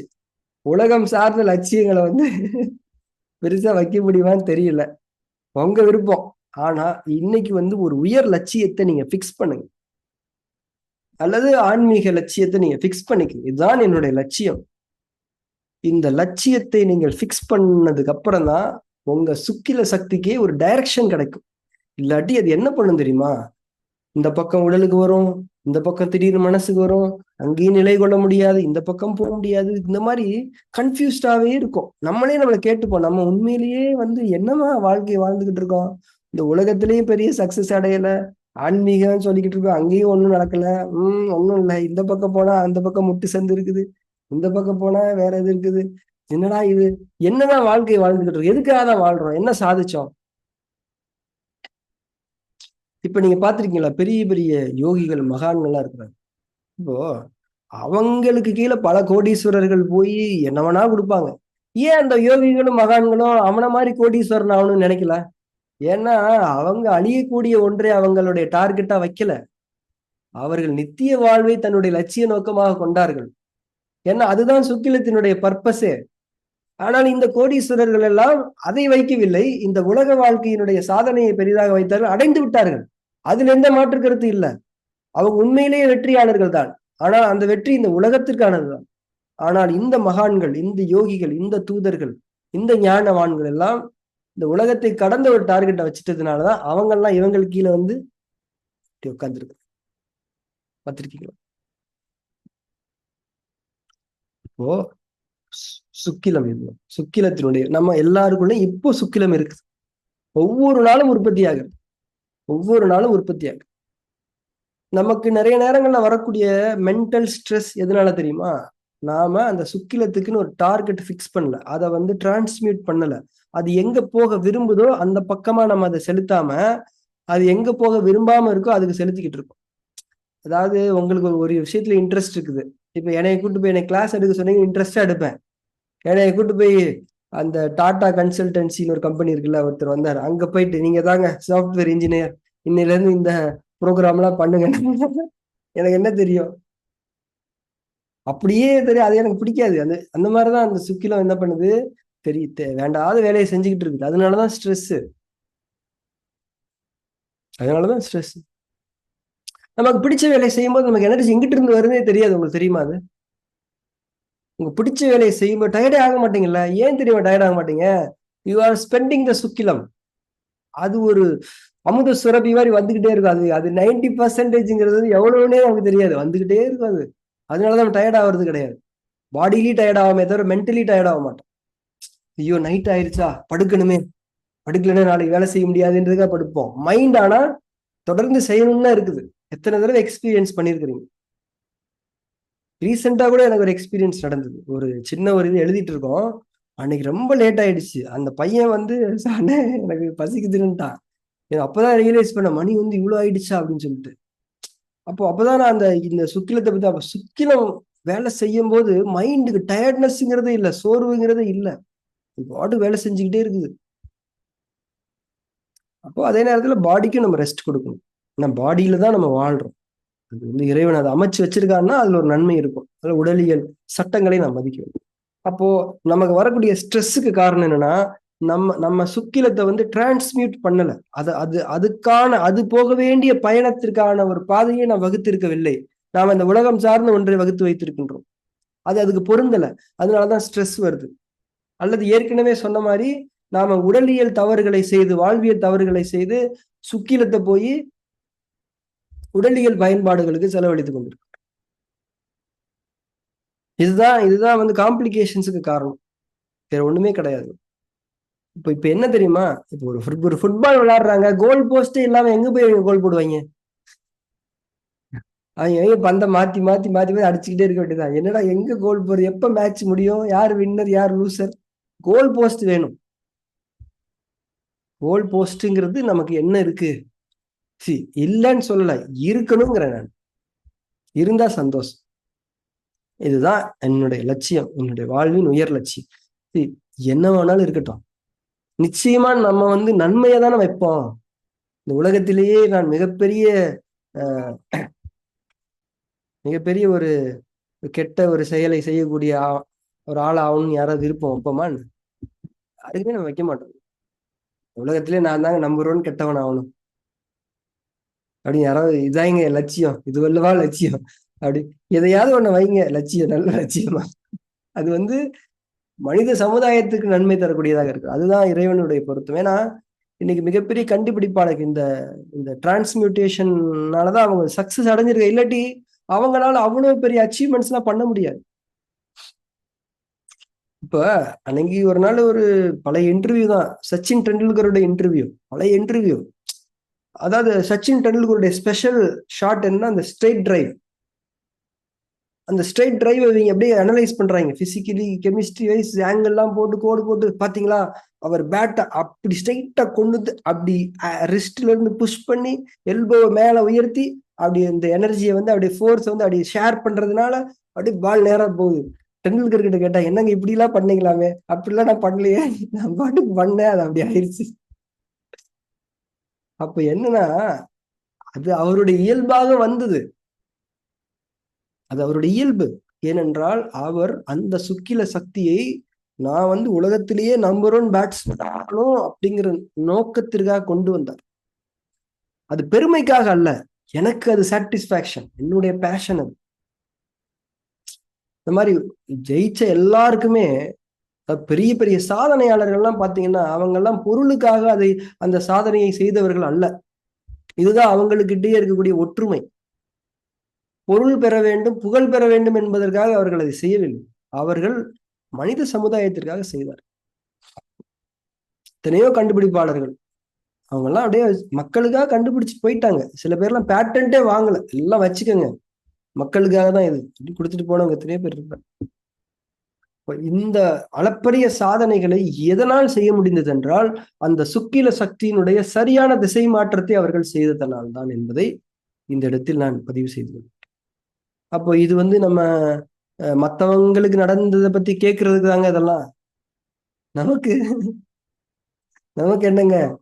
அப்போ நமக்கு என்ன அப்படின்னு நமக்கு, அதாவது இது வந்து ஒரு மோஸ்ட் பர்சனலான ஒரு விஷயமா தாங்க இதை எடுத்துக்கிறோம். அவங்க நம்ம வந்து ஃபிக்ஸ் பண்ணிக்கிறோம். அது பொருள் சார்ந்த விஷயமாவும் இருக்கலாம், பொருள் சார்ந்த விஷயமாவும் இருக்கலாம், ஏதோ ஒண்ணு. ஆனால் நீங்கள் உங்கள் மனதில் இன்றைக்கு என்றால் இன்றைக்கு தான், ஏனென்றால் நாளைக்கு என்ன நடக்கும்ன்றது நமக்கு தெரியாது. அட்லீஸ்ட் நம்ம வந்து அந்த உயர் லட்சிய ஆன்மீக நோக்கத்தை தீர்மானித்து விட்டோம் என்ற திருப்தியுடனாவது நம்முடைய வாழ்க்கை முடிய வேண்டும். அது இறைவன் கையில் இருக்கிறது, நம்மிடம் இல்லை. இருந்தாலும் இந்த மொமெண்ட் இறைவன் நமக்கு கொடுத்திருக்கிறான். காலை பிரார்த்தனையில படிக்கிறோமா இது, உன்னுடைய அருட்கொடையாம் இந்த நாளை உன்னுடைய திருப்பெயரால் நான் தொடங்குகின்றேன் படிக்கிறோம். அப்போ இந்த மொமெண்ட் நம்ம கிட்ட, அந்த மொமெண்ட் நம்ம தீர்மானிச்சு வேண்டும்.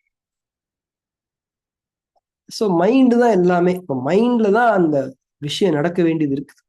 நான் ஏற்கனவே இது டிஎம்எஸ்ல சொல்லியிருக்கிறேன். இந்த மைண்டை வந்து இப்போ உங்க மைண்டை வந்து நீங்க எப்படினாலும் மாத்திக்க முடியும். ஏன்னா அந்த டிசிப்ளின் உங்களுக்கு கொடுக்கப்பட்டிருக்கிறது. இந்த டிசிப்ளின் இல்லாதவங்களுக்கு அந்த டிசிப்ளினை கொண்டு வர்றதுக்கே கொஞ்சம் டைம் ஆகும். இப்போ அந்த டிசிப்ளின் இருக்குது, அது ஒரு களிமண்ணா இருக்கிறீங்க, அதை நீங்க டக்குன்னு எப்படி வேணா ஷேப் பண்ணிக்கலாம். இன்னும் சில பேர் அப்பதான் அந்த மண் எங்க கிடைக்கும் அந்த மண்ணை அப்படின்னு கேட்டுக்கிட்டு இருப்பாங்க. அந்த நேரம் அங்க போனீங்கன்னா அந்த மண்ணை கொண்டு வரணும். அப்புறம் வந்து தண்ணி ஊற்றி மிக்ஸ் பண்ணி, இப்போ களிமண்ணாவே இருக்கிறோம் நாம, அப்படியே ஷேப் பண்ணி காய வைக்க வேண்டியதான். ஸோ ரொம்ப சிம்பிளான ட்ரூத் தாங்க இது. வந்து நான் வந்து ரொம்பவும் ஒரு திறந்த மனதோடு இதை நாம் பகிர்ந்து கொள்வோம். நமக்கு மனிதர்களாகிய நமக்கு ஒரு உயர் லட்சிய நோக்கு இருக்க வேண்டும். அது இந்த உலகம் சார்ந்ததாக இருக்கட்டும். ஆனால் பொருளை அடைய வேண்டும், அதனால் பெருமையை அடைய வேண்டும் என்பதற்கானதாக நோக்கம் இருந்தால் அது தவறான நோக்கம். அந்த நோக்கம் நமக்கு தேவையில்லை. அப்போ நாம வந்து நிறைய மனிதர்கள் போல ஏதோ ஒரு வாழ்க்கையை வாழ்ந்துட்டு அப்படியே வாழ்ந்தோம் செத்தோன்னு இருந்துடக்கூடாது. நாம ஏதாவது ஒண்ணு பண்ணணும். அந்த சாதனை யார் அங்கீகரிக்க வேண்டும்? இறைவன் அங்கீகரிக்க. அது போதும். உலகம் அங்கீகரிப்பதை பற்றி நமக்கு கவலை இல்லை. இறைவன் அதை அங்கீகரிக்கும். ஸோ ஸோ எனக்கும் ஒரு உயர் ஆன்மீக லட்சிய நோக்கு இருக்கிறது. அதை நான் மனதில் கொண்டிருக்கின்றேன். நீங்கள் ஒவ்வொருவரும் அதை கொள்ளுங்கள். அதுதான் இந்த வகுப்புல நம்மளுடைய விஷயமா இருக்கும். பிரம்மச்சரிய வாழ்க்கையை கொண்டு அந்த உயர் ஆன்மீக லட்சிய நோக்கை அல்லது உலக நன்மைக்கான நோக்கை நாம் அடைவோம். பிரம்மச்சரியம் என்பது இறைவனுக்கு பணிந்து வாழ்வது, மனசாட்சிப்படி வாழ்றது. மனசாட்சி மாதிரி ஒரு ஒரு லைவ்லியான ஒரு விஷயம் எங்கெங்க இருக்குது. ஒவ்வொரு மொமெண்ட்லையும் இது சரி, இது தவறு, இதை செய், இதை செய்யார். இதுக்கு யார் சொல்றது? நிச்சயமாக இறைவனுடைய செய்தி அன்றி வேறு இல்லை என்பதை நம்ம நினைக்கிறோம். ஸோ இவ்வளவுதான் இந்த கிளாஸ்ல நான் வந்து ஷேர் பண்ணணும்னு நினைச்சேன். இறைவனுடைய அருளால் இந்த வகுப்பு நம் அனைவருக்கும் நன்மையாக அமையட்டும். இறைவன் நம்முடைய உயர் லட்சிய நோக்கங்களை பொருந்தி கொள்ளட்டும். இறைவனுக்கு நாம் நன்றியோடு இருப்போம். அவனிடம் உதவி வேண்டியவர்களாக இருப்போம். நாம் மனிதர்கள், நம்மை இறைவன் மனிதர்களாக படைத்திருக்கின்றான். அதுவே மிகப்பெரிய நன்றிக்குரிய ஒரு தன்மையாக இருக்கிறது. இறைவனுக்கு வெறுமனே நன்றி என்று சொன்னால் போதுமா? இறைவன் நம்மை எதற்காக படைத்தானோ அந்த நோக்கத்தில் நம்முடைய வாழ்க்கையை வாழ வேண்டும். அதுதான் அவனுக்கு நாம் செலுத்தக்கூடிய உண்மையான நன்றி என்பதை நாம் உணர்ந்து கொண்டு நம்முடைய வாழ்வில் இக்கணம் முதலாக உயர் ஆன்மீக லட்சிய நோக்கங்களை வகுத்து கொண்டு நாம் செயலாற்றுவோம். இறைவனுடைய வழிகாட்டல் உண்டு, உதவி உண்டு. இறைவன் என்றென்றும் எல்லாவற்றுக்கும் போதுமானவன். எல்லா பெருமைகளும் இறைவனுக்கே. Thank you very much. அடுத்த வாரம் மீட் பண்ணலாம்.